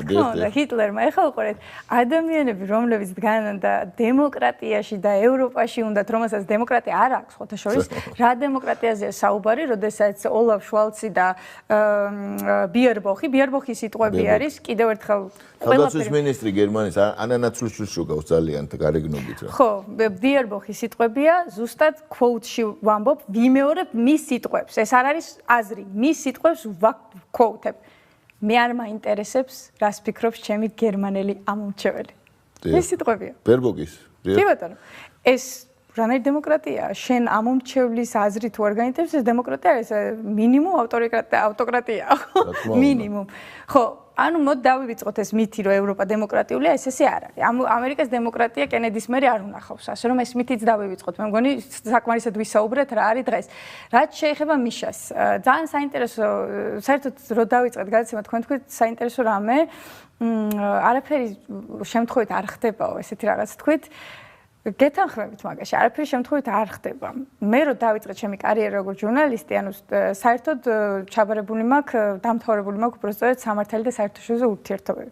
ძალიან დამეხმარა როგორც ჟურნალისტი, თუმცა მქონდა დაწყებთ ბავშვობიდან ვიყავი მსახიობი და მსახიობობიდან გადმოვედი აქეთ, მოკლედ. ლოს-ანჯელესში. საინტერესო ამპლიტუდაა. კი, სხვათა შორის არც ისე შორს არის ჰოლივუდი პოლიტიკასთან მინდა გითხრათ. მაგრამ საინტერესო რა არის ახლა აქ? ერთ-ერთ ინტერვიუზე საერთოდ საქართველოს არაფერ შუაში არ იყო. ერთ-ერთ ინტერვიუზე ვარ წასული როგორც ჟურნალისტი და საერთოდ domestic affair, ანუ შიდა საქმეები ამერიკის ამას განვიხილავთ და ერთ-ერთ FBI-ის აგენტთან მაქვს ეს ინტერვიუ, რომელიც დღეს ჩემი კარგი ახლობელი მეგობარია, მაგრამ მაშინ ესე არ ვიცნობდი. და ვახსენე რა, რომ მეუბნებოდა სად იყო დედით რა იყო, მამით რა იყო, ამერიკელია ორივე, მაგრამ აქვს რაღაცა გეცოდინებათ ეს Scottish roots და ასე შემდეგ, ყველას აქვს ანგლო-საქსონური roots რა. შოტლანდიური ფესვები. კი ბატონო. და ამაზე ვსაუბრობ და ამაზე ვთქვი მეც, რომ მე ქართული ფესვები მაქვს from Georgia და შემომხედა და გაიღიმა. მე თქვენ პრეზიდენტს ვიძიებდიო. ძალიან შოკის მომგვრელი იყო ხა ჩემთვის FBI აგენტი მეუბნება რომ ჩემ პრეზიდენტს იძიებდა ნუ ვერ მივხვდი უცებ ვის იმიტომ რომ ხა გასულია დრო ანუ მე ვფიქრობ რომ სალომეზეა საუბარი ან რაღაცა სინამდვილეში მიშაზე საუბარი და მე ვკითხე მას რომ იქნებ მითხრათ რატო იძიებდით რა მოხდა და როგორ და რანაირად და ადამიანი მიხსნის ეს რაღაცას რაც შემიძლია იმას გეტყვით იმიტომ რომ მე ამერიკის მოქალაქე ვარ და არ მაქვს იმის უფლება რომ რაღაცები ვისაუბრო რაც და ასე ვთქვათ, პრობლემებს შეგიძლიათ. რა თქმა უნდა. გეტყვით იმას, რაც შემიძლია რომ ვთქვა. მოკლედ მეუბნება ეს რაღაცას, რომ დაიქირავეს ისრაელის წარმომადგენლებმა, რომ მიშა გამოეწიათ და რა თქმა უნდა, ხა FBI-ის აგენტი არავის სულელი არ არის და 25 წელი FBI-ში გატარებული ადამიანს და ამის garda plus 10 წელი აქვს როგორც დამოუკიდებელი investigator, ასე ვთქვათ, გამომძიებელი, კი ბატონო. და რა თქმა უნდა პირველი რაც გააკეთა სანამ მიშას მისდგებოდა გამოიძია ვინ დაიქირავა. იმიტომ რომ ეს იდეა რომ ისრაელს დაექირავებინა მიშას გამოსაძიებლად იყო ძალიან არარეალისტური. ანუ ვიღაცას აინტერესებს ვისი კაცია სააკაშვილი. ეხლა არ ვიცი ვთქვა თუ არა რომელი ქვეყანა დგას იმის უკან, მე მგონი ჯობია არ ვთქვათ, ხო? რა თქმა უნდა. ხო, იმიტომ რომ კარგი ინტენშენ ქონდა ამ ქვეყანას, ანუ უბრალოდ ცდილობდა გაეგო რა ხდება სააკაშვილის თემაში. ერთ-ერთმა ქვეყანამ, ესე ვთქვათ. და რა იპოვა ამ ჩემმა FBI-ის აგენტმა აღმოაჩინა თურმე სააკაშვილი არის პირდაპირ ამერიკის აგენტი, რომლის ჰენდლერიც იყო ადმირალი. ჰენდლერი გადავთარგმნით ქართულად, ანუ ვინც გადაიბირა.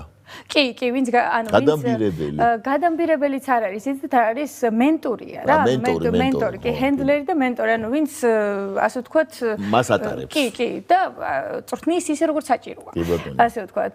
ხო, ეხლა განსხვავება რა არის, რომ არის CIA-ს აქვს ორი მხარე, ერთი არის ესეთ არის, რომ მაგალითად გავლენის აგენტი. ხო, გავლენის აგენტი, რომელიც ეხლა შეუძლია მაგალითად რადიო თავისუფლება ავიღოთ, ხო? თავიდან ბოლომდე CIA-ის გავლენით და დღეს საქართველოში არის აბსოლუტურად ამათი ეხლა რადიო თავისუფლება თუ ვიღაცას პოლიტიკას არ გაეგება იცის რისთვის შეიქმნა ხო და ვისგანაც მოდიოდა ეს არის CIA-ის აბსოლუტური პროპაგანდული კანალი პროპაგანდისტი სადაზვერვო პროპაგანდა ასე ტერმინი სადაზვერვო პროპაგანდა რომელიც თავიდან ბოლომდე მედიაშია ჩართული კი ბატონო ხო სააკაშვილსაც შეეხება ეს არის ხო უბრალოდ გავლენის აგენტი რო იცით რა არის აი როგორც ომარ ტარიხოს თხოვდნენ რომ ჩვენი პოლიტიკა გაატარე რა და ამაში გადაგიხდის ეს არ არის სააკაშვილი იყო გათვლილი აგენტი ანუ სააკაშვილის loyalty არის ერთგულება არის მხოლოდ ამერიკის ასე ვთქვათ ამ მუშაობს იმ უწყებაში კი იმ უწყებაში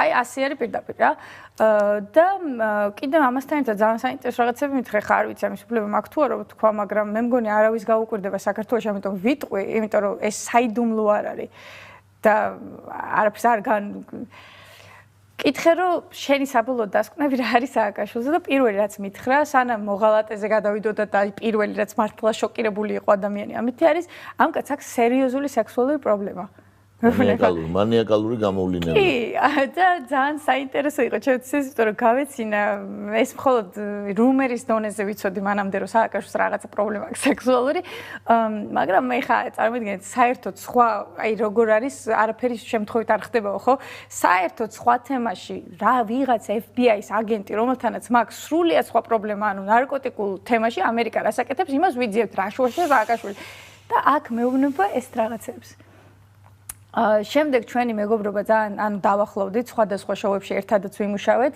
და მან შემოთავაზა ეს რაღაც რომ თუ გინდა სააკაშვილის ფაილებს განახებ. და მის სახლში ნიუ-იორკში ლონგ-აილენდზე ცხოვრობს და მის სახში მივედი მის ასე ვთქვათ ფრონტიერზე, აი ესეთი ფაილი, ამხელა ფაილი გადმომიდო და ფოტოებიდან, ვიდეოებით დამთავრებული აბსოლუტურად ყველაფერი მანახა, რაც ამტკიცებდა, რომ სააკაშვილი იყო აბსოლუტურად ამერიკის აგენტი. და საქართველოს ყველაფერი გაუკეთა. აი ეს ამის პრობლემაა დღეს, რომ დღეს ამდენმა ახალგაზრდამ არ იცის რისთვის დგას. მაგრამ ეხლა ნახეთ რა ხდება. ამათაც ვერ დაადანაშაულებთ, იმიტომ რომ ახალგაზრდა დღეს საქართველოში რა მიზანია, ხო, უბრალოდ რა ცხოვრება აქვს.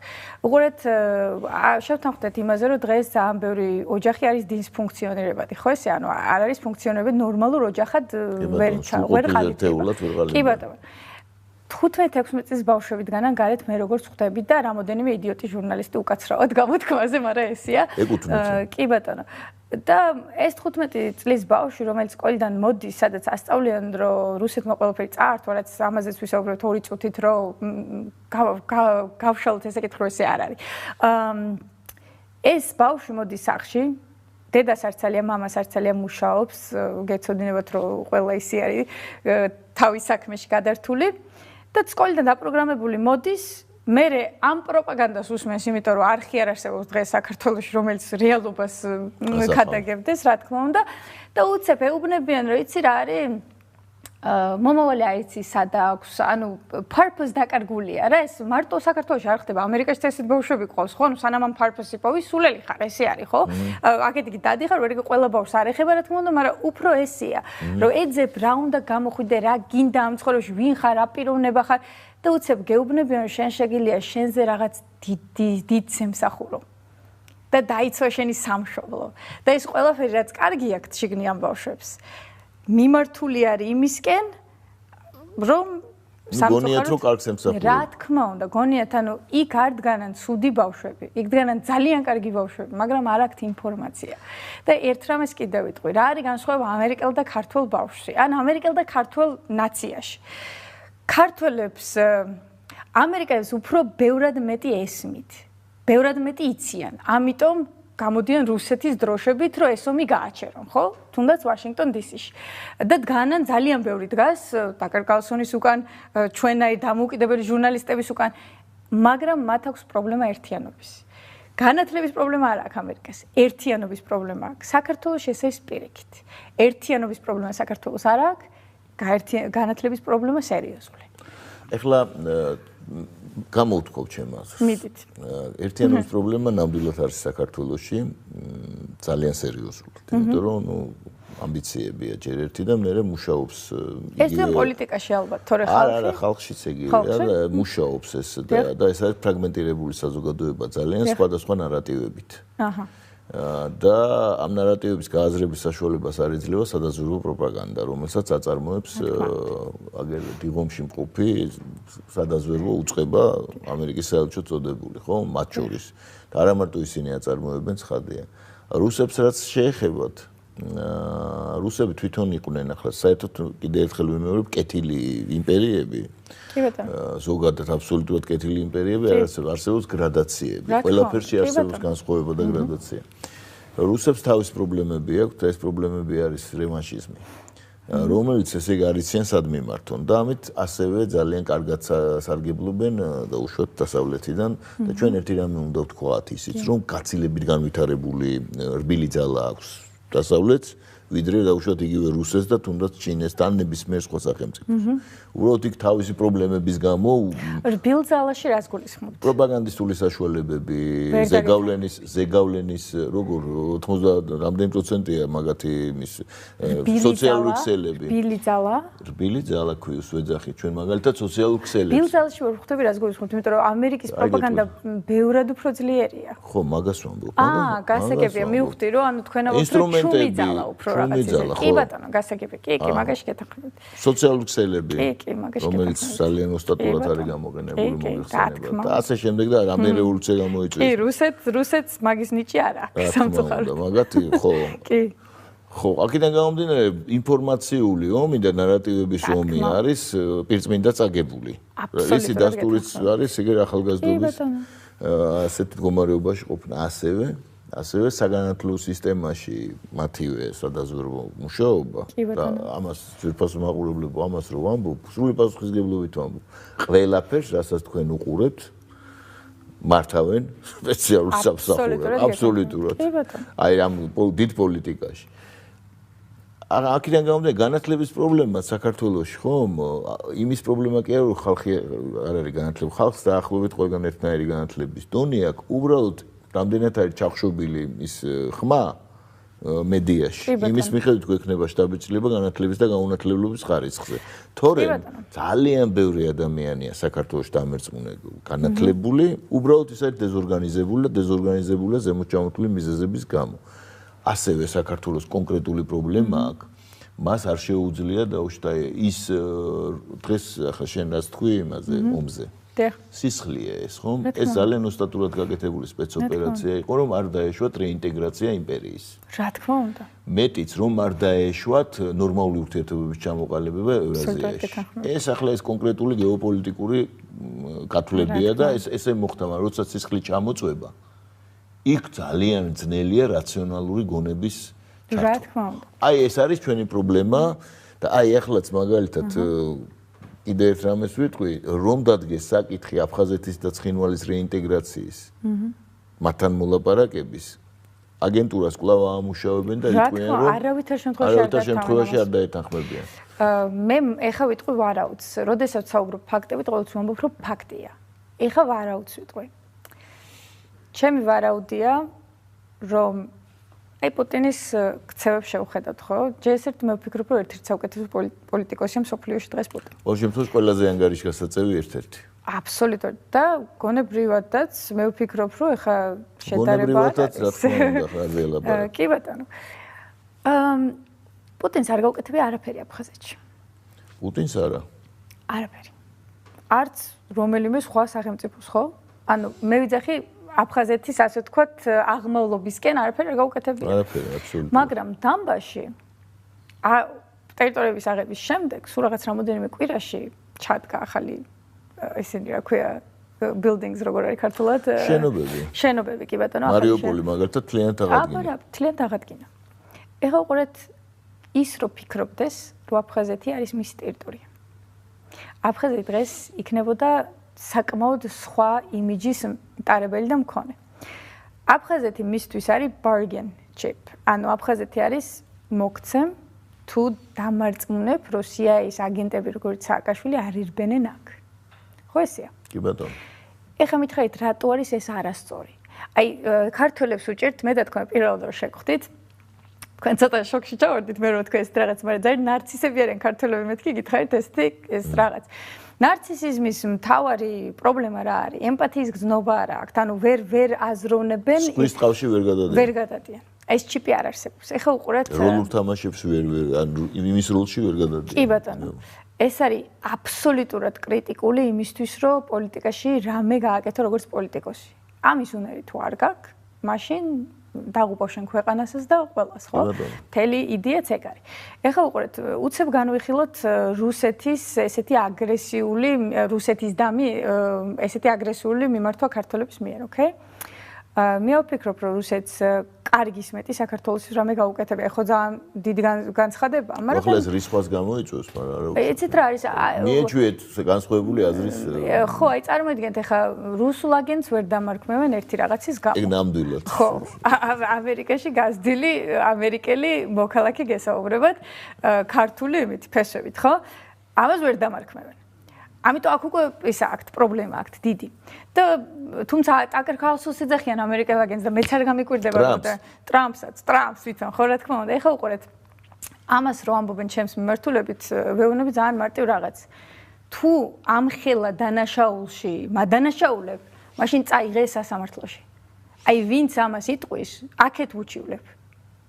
ეს დანაშაული ამაზე ციხია, მინიმუმ მუდმივი პატიმრობა ხო ასეა, რას ქვია ამერიკელი რუსის აგენტი რას ამბობთ, ხო? მაშინ მიჩივლე წაიღე სასამართლოში. ანუ თუ მაგას არ იძახი, მაშინ რა გამოდიხარ?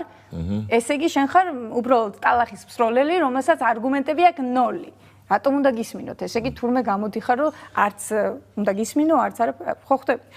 ნუ კი ბატონო, ეხლა დავიწყოთ ამით, რომ რუსის აგენტი აქ არავინ არ ზის. ლოგიკურად შევხედოთ რა მოხდა საქართველოს რუსეთს შორის. ხო? მე მახსოვს პატარაობიდან საქართველოს დავადებული ადამიანი სულ ჩამესმოდა ესეთი რაღაც, რომ რუსეთმა ტერიტორიები წაგართვა. მაგრამ ისტორიას რო ვსწავლობდი და კიდე კარგი რომ უცხოეთში შევიძინე განათლება იქიდან გამომდინარე რომ ეს აგრესია სააკაშვილის ის არ იყო რა ჩემს ანუ მე არ მომხვდა ეს აგრესია. ეხლა უყურეთ რა ხდება მე მახსოვს ესეთი რაღაც რომ რუსეთმა ჩვენ დაგვიცვა მუსლიმების წინააღმდეგ ბრძოლაში ხო ესეა? რამე ხო არ მეშლება თქვენ საკმაოდ კარგად. კი არა მე ისტორიკოსი ვარ ეს კარგად ვიცი. კი ბატონო ეხლა მოდიეთ ერთ რამეზე შევთანხმდეთ მაშინ კარგით. მოდით წარმოვიდგინოთ რომ ვართ იქაური ერის ხალხი და იქ მოლაპარაკებების მაგიდაზე ვსხედვართ. ეხლა უყურეთ ერეკლე მეფეს აქვს ორი ვარიანტი ხო ესეა? ორი ვარიანტი. როგორც ვთქვით მუსლიმებმა შემოგთავაზეს თუ დავნებდებოდით მაშინ ისეთი სისხლისღვრა არ იქნებოდა. ხო არ მეშლება კიდევ რამე? ეს ასე იყო. კი ბატონო, ანუ გადამამოწმეთ როგორც ქართველმა რა. ეხლა როგორ იყო? ერეკლე არ მოიცავდა ერეკლეს სამეფო იყო ქართლ-კახეთის სამეფო. კი ბატონო. არსებობდა იმერეთის სამეფო, არსებობდა სამეგრელოს სამთავრო, აჭარა და სამცხე-ჯავახეთი მთლიანად სამხრეთ საქართველოს თურქეთის იყო, ახალციხის ფაშა იჯდა იქა. და კიდე არსებობდა გურიის სამთავრო, აფხაზეთის სამთავრო, აფხაზეთში კიდე სამურზაყანო, სვანეთი ასევე დამოუკიდებელი იყო. ქართლ-კახეთი შედარებით მსხვილი პოლიტიკური ერთეული იყო, რომელმაც 150 წლიანი სპარსეთის პატონობის შემდეგ მოიპოვა, ასე ვთქვათ, დროებითი დამოუკიდებლობა, იმიტომ რომ ირანი დაიშალა. კი ბატონო. და ქართლი და კახეთი ცალ-ცალკე სამეფოები იყვნენ, მაგრამ გაერთიანდა ეს თეიმურაზესა და ერეკლეს მიერ, იქიდან გამომდი ბევრი მიზეზების გამო და ქართლელები თვლიდნენ რომ ერეკლე დამპყრობელი იყო ვინაიდან კანონიერი ქართლის ანუ კახეთი და ქართლი ერთმანეთს ცნობდნენ როგორც დამოუკიდებელ. კი ბატონო. და მთელი ერეკლეს მიმოწერა რომ განვიხილოთ ყველაფერი წაკითხული მაქვს, ხო? იქ ერთ რამეს ვიტყვი, ის ძირითადად რუსეთის იმპერატორს, როდესაც ფარველობას თხოვდა, ეუბნებოდა რომ არ დაეპირისპირებინა მისთვის ქართლის ტახტის მემკვიდრე, იმიტომ რომ მე მოვაშენეთ ეს დაქცეული ქვეყანაო. მერე უკვე ირანი და რუსეთის იმპერია და ირანის იმპერია, როდესაც ისინი დაუშვათ, როდესაც ირანის იმპერია ძალაში არ იყო დაშლილი, იგივე ნადირ შაჰის დროს მაგალითად, ხო? რუსეთის იმპერია ქართველებს როგორც ქრისტიანებს განიხილავს ზოგადად მაშინ ეს რელიგიური სახელმწიფო იყო და მართლმადიდებლებს განიხილავდა თავის დაცვის ქვეშ ყოფ ესე ვთქვათ რელიგიურ ჯგუფს. ის რუსეთი არ ედავებოდა ირანს მის სუვერენიტეტში. ის ეუბნებოდა განსაკუთრებულ უფლებებზე, როცა დიპლომატიური უფლება, აი ეს რო თქვათ. და როდესაც აღამაჰმად ყაჯარი მოდის იქ ირანის ხელისუფლებაში, ის ერეკლეს აი ზუსტად იმაზე მოველით.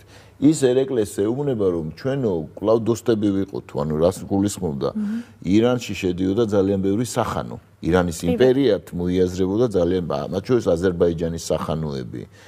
ეს ერთი აზერბაიჯანი როგორც ესეთი მთლიანი კი არ არსებობდა, არსებობდა ერევნის სახანო, უამრავი სახანოები იყვნენ და ესე იგი საქართველოს სამეფო სამთავროები, აღმოსავლეთ საქართველოს და ისე ეუბნებოდა რომ ჩემი ისე დაუბრუნდიო ამ იმასო, დაუბრუნდეთო, დოსტები ვიყოთო. კი ბატონო. ერეკლეს ამ დროს დადებული ქონდა გეორგიევსკის ტრაქტატი და ელოდებოდა რუსეთიდან დახმარებას. ხო, აი მანამდე მინდა ვისაუბრო, სანამ ეს იქ მოხდა ძალიან სამწუხარო მოვლენები, რომელსაც რუსები ეძახიან ჩვენ ბრალი არ იყო.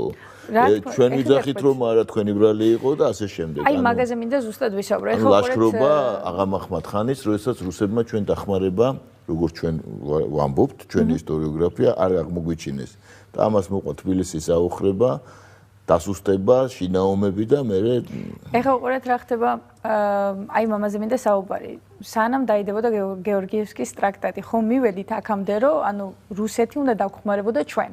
ხო, მე-16 საუკუნიდან მიმდინარეობს მიმოწერა ქართულ მეფემ თავად. ეხლა ნახეთ რო განვიხილოთ ეს საკითხი როგორც რუსი მეფის თვალით, ხო? ხო, აბსოლუტურად განსხვავებული სურათია. რა თქმა უნდა, რადიკალურად განსხვავებული ნარატივები. ეხლა უყურეთ, ეს უნდა შეგვეძლოს. ამას ვამბობ, ანუ ძალიან ნახეთ, მიდიხართ სხვა სახელმწიფოა. თან ხვდებით თუ არა, თუ რუსეთი ხარ. კი ბატონო, მიდიხართ სხვა სახელმწიფოთან, და ეუბნებით ეს რაღაცას, მე რომელსაც არ გამაჩნია არაფერი და არ გაგოჩნდა არაფერი. რა შეგიძლია შენ რუსს შესთავაზო? რას თავაზობ? რაც აკლია. შენ იქ იქნები, არ იქნები, ამისთვის პრობლემა არ იქ, მოდით ესე ვთქვათ, მრეწველობის მხრივ, ესეთი ეკონომიკის მხრივ, იმას ისეც ვერ შესთავაზებ ვერაფერს, რომ ეს შენს გარეშე ვერ შეიქცევს. ლოიალობას თავაზობდნენ. ხო, ლოიალობას ერთი წამით. მე არ ვარ არც ერთი ქვეყნის ლიდერი, მაგრამ ლოიალობის გამო ათასობით ჩემ კაცს არ დავხოცავ რა. ძალიან დიდი ბოტიში, ცოტა მეტი უნდა დადო მაგიდაზე. ოკეი? თან ხვდებით, შეიძლება ამერიკულ გათვლები მაქვს, ეხლა მე მაგრამ ესეა. ანუ არც რა ძალიან დიდი ლოიალს ისე რაც გაგხდი. აქედან დავიწყოთ. ხო, ეხლა უყურეთ ვერაფერს ვერ თავაზობ, მიდიხარ ესეთი მწირე სახელმწიფო და მას თხოვ რომ დაეჯახოს თავისი არმიით. მოახდინოს კატასტროფა, მოკლას თავისი ბიჭები, რამდენი. და ამ დროს პრეტენზიები გაქვს რაღაცაზე, რომ დააგვიანეს, ან ხუმრობ, ხო?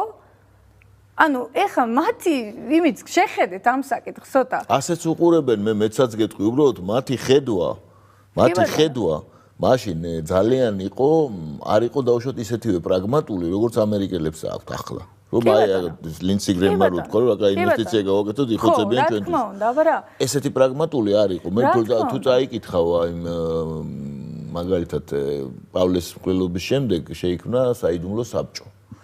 და იმ საიდუმლო საბჭოში სხვათა შორის ძალიან საინტერესო დოკუმენტაცია და ეს არის ღია წყაროებში შეგვიძლია. როგორ განიხილება საკითხი. რა მდგომარეობაა საქართველოში? რა დაუჯდებათ, როგორ ასი ლოჯისტიკური რა ეს ხო უნდა ყოფილიყო, აი სიმართლე რო ვთქვათ, რუსის მხარეს რო იდგეთ. თქვენ ხო ჩათვლით დღეს რომ საქართველოს თქვენი მოღალატეა. ეხლა დაცვით დაგიცვა, ორი აზრი არ არის. რუსეთი რო არ ყოფილიყო, ჩვენ გადავრჩებოდით ბრძოლა. ისტორიას არ აქვს, ესე ვთქვათ, სხვა განხილვის საშუალებას არ იძლევა, მაგრამ რო ავიღოთ. კი ბატონო. ხო, ახლა ჩვენ რასაც განვიხილავთ, სამწუხაროდ დაგეთანხმები იმაში, რომ ძალიან უჭირს ადამიანებს ასეთი ტიპის განხილვაში შემოსვლა, იმიტომ რომ ის ღუზები, რომელიც დაკავშირებულია ნაციონალურ ეგოიზმთან, არ აძლევს საშუალებას, ის ემოციურია და ფეთქდება. როგორც კი ობიექტურ მსჯელობაში გადადიხარ, ისინი თავს დამცირებულად გრძნობენ, აი ასეთი მსჯელობით. მაგრამ ერთი რაღაცა უნდა ვთქვა, რომ ეს არ არის დამამცირებელი მსჯელობა ზოგადად. ჩვენ ესეც გადავლახოთ. კი ბატონო, თქვენ სიმართლე არასდროს არ შეიძლება ფეხსვერებზე დადიხართ. მე ამდენ უფლებას არ ვაძლევ ხალხს, ანუ ვიღაცა რო ოფენსივ, აი ნახეთ, ვიღაცა ქართულს თუ რაღაცა ობიექტურობა აყენებს შეურაცხყოფას, ეს ჩემი პრობლემა არ არის. ობიექტურობა ამ შემთხვევაში არასდროს ლოიალური ხართ. ლოიალური კი არა ვარ. მე დიქტატორი ვარ მაგხრივ, რასაუბრ, ანუ ან გაიგებ სიმართლეს, ან არ გაიგებ. სიმართლეს აქვს თავისი, დაუშვათ, რუსების სიმართლესაც თავის ნაკლოვანებები აქვს პირდაპირ. კი ბატონო, მაგრამ ფაქტი სახეზეა. გადარჩი მათ გამო არის ეს. ართვლიან ასე. აი ყველაზე დიდი პარადოქსი. საქართველოს ართვლის ასე. ასე ართვლის. ხო, მაგრამ მაშინ კარგით. უჭირს დაჯერება. აი კიდევ ერთხელ რაში მაინტერესებს ვიღაცას დაჯერება უჭირს თუ არა, ეხლა შეიძლება უჭირდეს დაჯერება იმისიც, რომ ამერიკა დღეს ყველაზე დიდი ტერორისტია, მაგრამ არის. არის, მართალია. ას გეტყვიან, იცი, ეკლესიები რო გადაგვიღებეს, მაგალითად მაგას გეტყვიან. გეტყვიან იმას, გადაგვიღებს, ვაიმე. ხო, არა. არა, მე გეუბნები თვითონ თემა იმის შესახებ, რომ დაუშვათ ჩვენ გადაგვარჩინა ამ შემთხვევაში ფიზიკურ განადგურებას. და ხო ის რომ დაუშვათ საქართველოს გაერთიანებულია, ეს დიდწილად არის დაკავშირებული, რა თქმა უნდა, რუსეთის სამხედრო, რომელშიც ჩვენც მონაწილეობდით წარმატებებთან, თურქეთის იმპერიასთან და ირანის იმპერიასთან ბრძოლისას. ეს ირეკლავს მასობრივი ცნობიერება. კი ბატონო, მაგას მე გამზარდეს ესე, რომ მადლიერი უნდა იყო იმისი, რასაც გაძლევს ადამიანი, ხო? მე ვფიქრობ ესე, როგორც ამერიკელი, ეხა ისე ვხედავ, რომ ქართული გასაგები, ნახეთ, ემოციური არსება ამ ქვეყნად ვერ ვითარდება. ძალიან დიდი ბოდიში, მაგრამ სტოიციზმი გეცოდინებათ, ხო? ანუ ემოციური არსება ყვება ყველანაირ ტალღას, რაც მოდის მისთვის და ეს არის დღეს საქართველო. და ამიტომაც არის ამერიკული პროპაგანდა ესე წარმატებული. რომ რუსეთი დააკავშირეს ტერორისტთან. ანუ როგორც ამერიკაში ტერორიზმი არის მუსლიმი და ტერორიზმი ერთი და იგივეა, დღეს ესე აღიქვამენ. რაც სისულელი არის, რაც აბსოლუტური სისულელია, მაგრამ ისინი ხო ესე აღიქვამენ. ესეთივე წარმატებით დააკავშირეს რუსი იმას ზისხთან საქართველოში, რაც არაფერ შუაში არ არის. ხო და უცებ რო დავამთავრო ეს. კი ბატონო. ფაქტის სახეზეა რომ რუსეთმა გადაგარჩინა, ვიცით ისიც რომ საერთოდ ნათქვამია ესეთი რომ not every religion is made equal, ანუ ყველა რელიგია არ არის რაღაც შემწყნარებელია, რაღაც უფრო კრიტიკულად და დიქტატორულად ხო ესეა. მუსლიმების რელიგია არ ვეხები მათ რწმენას და ასე შემდეგ, მაგრამ ქრისტიანობასთან შედარებით დღესდღეობით და იმ დროს რომელზეც ჩვენ ლაპარაკობთ იყო ნაკლებად შემწყნარებული ვიდრე ქრისტიანობა. ხო ეს ყოველთვის ესე არ იყო, მაგრამ იმ დროს, როდესაც ჩვენ ლაპარაკობთ რუსეთის და იმის დაპირისპირებაზე, ხო ხვდებით.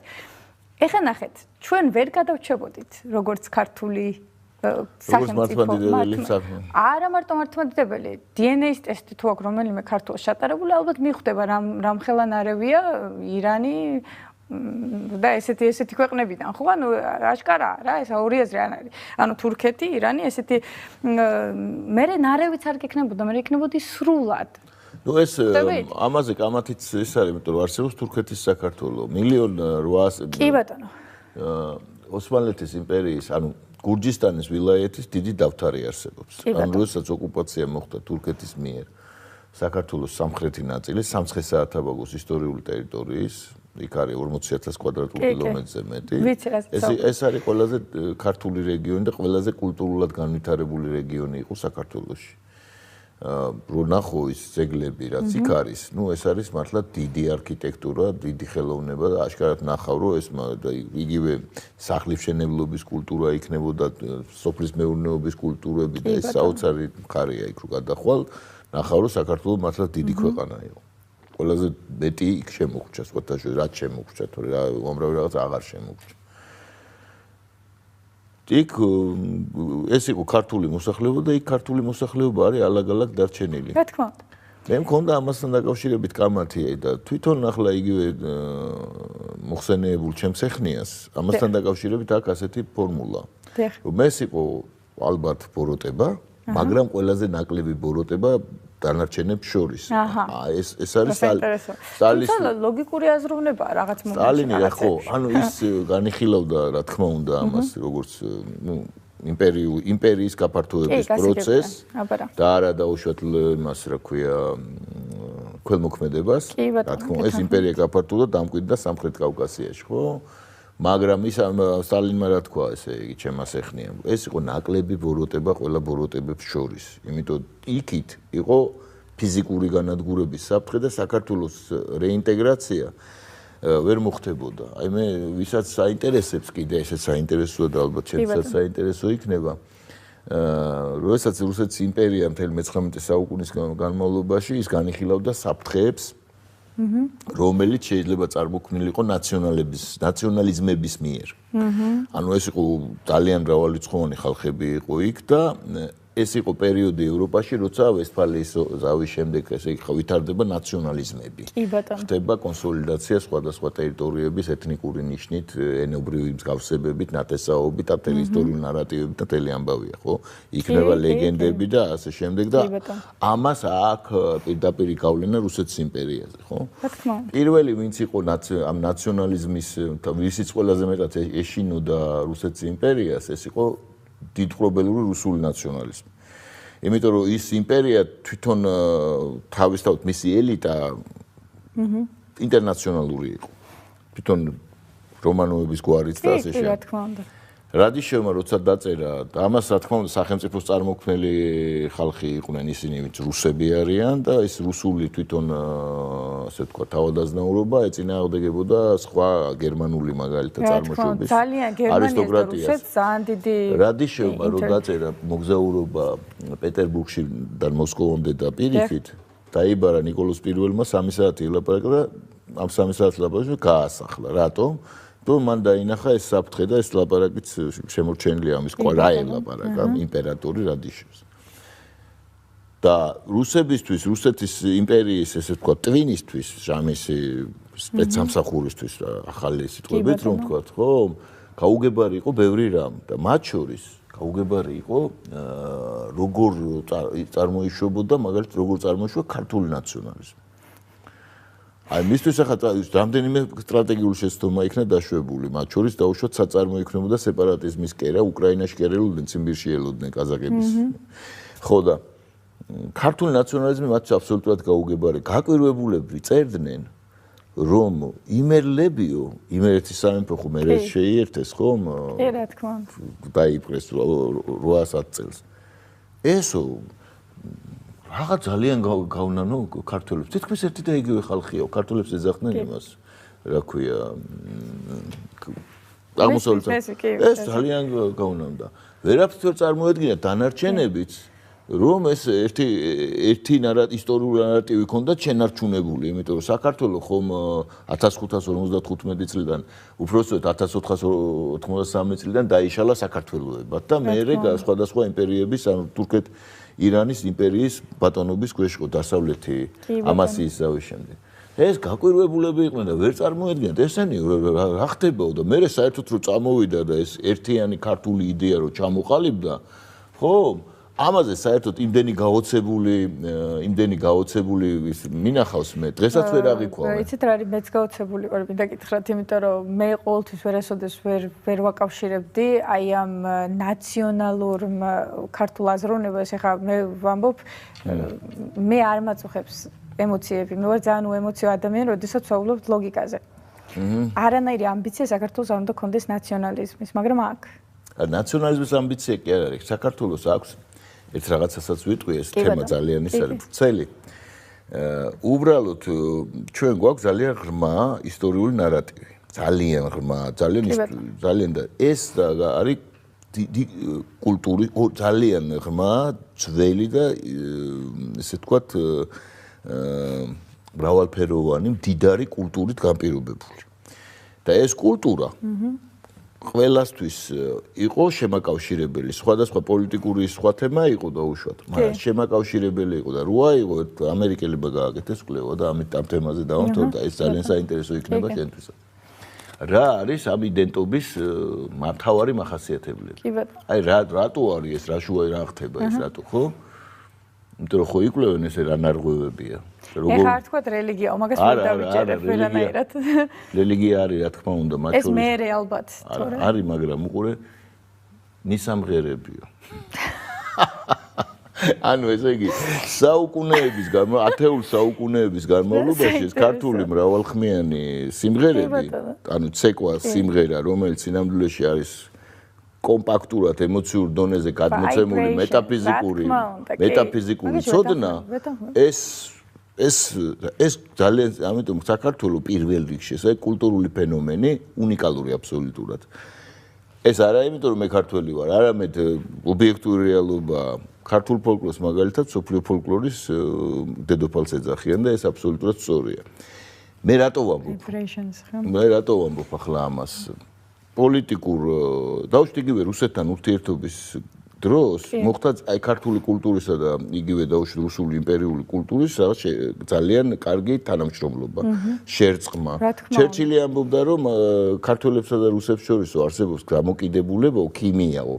დამოკიდებულება, რომელსაც ვერ ახსნი რაციონალურად, ეს მეტაფიზიკური მოვლენა არის. ანუ ეს მოვლენები და ის რომ დაუშვათ ჩვენ დიდი წვლილი შევიტანეთ ძალიან იგივე დაუშვათ დიდი როლი ქონდა იმ რუსეთის ისტორიაში არაპროპორციული ჩვენ რიცხოვნობასთან და არა მარტო რუსეთის ისტორიაში. ესაც ადასტურებს ამ კულტურული კოდის მედეგობას. რა თქმა უნდა. ხო, აქედან გამომდინარე, არა ვარ ჩვენ ესე თლათ ჩამოსაწერი ხალხი. ძალიან საინტერესო იყო ჩვენი საუბარი რამ ხრივ, არა მარტო იმ ხრივ ინფორმაციები, რომელიც გააჟღერე, არამედ ის, რომ რაღაც გარკვეული სტერეოტიპები ჩვენ საზოგადოებაში თუ არ გადაილახა და ამას თუ არ მიუდეკით ლოგიკით, ხო, ჩვენ ისევ აღმოჩნდებით იგივე დღეში, როგორშიც ვიყავით მე-18 საუკუნის ბოლოს დაახლოებით. გეთანხმებით და უცებ ვიტყვი იმ ადამიანებს, ვისაც არ ესმის გეოპოლიტიკური თემა. დღესდღეობით საქართველოს მხოლოდ ორი პარტნიორი უნდა ეძებოს, ეს არის რუსეთი და თურქეთი და გეტყვით რატო. ერთი რომ თუნდაც ექსპორტ-იმპორტი ავიღოთ.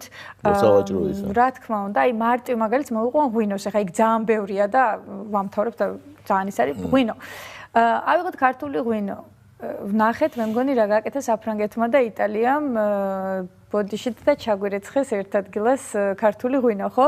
როდესაც რუსი გიждდება ქართულ ღვინოზე, ანუ ეს გამოთქმა აქვს, რომ გრუზინსკი ვინა და ასე შემდეგ, ხო, ყოველთვის. შენი პირველი, ასე ვთქვა, გაყიდვადი თემაში ამ ხრივ არის რუსეთი. რამე ხო არ მეშლება კი? რა თქმა უნდა. კვლავ. ყავს ორი უდიდესი ქვეყანა გვერდით, რომელიც გარანტორია იმისი, რომ შენ როგორც დამოუკიდება სახელმწიფოს ნეიტრალურს ოღონდ არ გაგიჭირდება არც ეკონომიკურად და არც ფიზიკურად.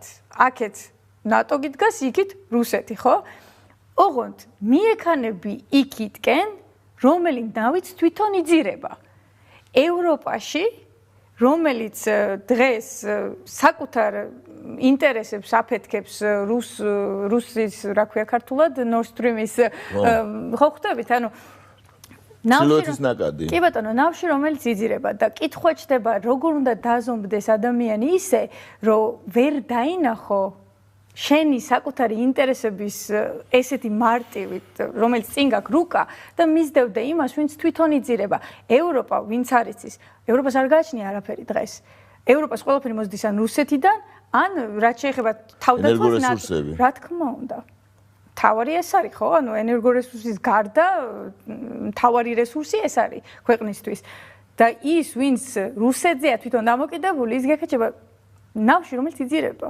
არც გეკაჩება საქმე იმაშია, რომ არ გეკაჩება, კი არ გეკაჩება. ის გატყუებს, ნუ გასაგებია, მაგრამ გასაგებია ის თავის ინტერესებს ახორციელებს და ბუნებრივია ეს და საერთოდ ახლა ანტიევროპული კი არ არის ეს განცხადება, ან ანტიამერიკული კი არ არის. არავით არის ანტი ჩვენ, ესე იგი, მოსაზრებები არ უნდა გქონდეს. ჩვენ უნდა შევეცადოთ ჩვენი ისტორიიდან, გეოგრაფიიდან, მოცულობიდან და ყველაფრიდან გამომდინარე და თვითგადარჩენის ინსტინქტიდან გამომდინარე, რომ საქართველო გახდეს მშვიდობის, კი ბატონო, ესე იგი, ეკონომიკური განვითარების ჰაბი, მათ შორის ფინანსური ჰაბიც უნდა გახდეს და ლოჯისტიკური ჰაბი, რომელსაც თუ ჩვენ ამას, ესე იგი, ჩვენივე აი ამ სიგიჟეების გამო ჩავშლით, ჩვენ უბრალოდ გადაგვინაწილებენ და ინტერესანტები ჩვენ არ მოგცემენ საშუალებას, რომ ჩვენ დავბლოკოთ დიდი, ისე რა ქვია, ინტეგრაციული პროექტები ევრაზიაში.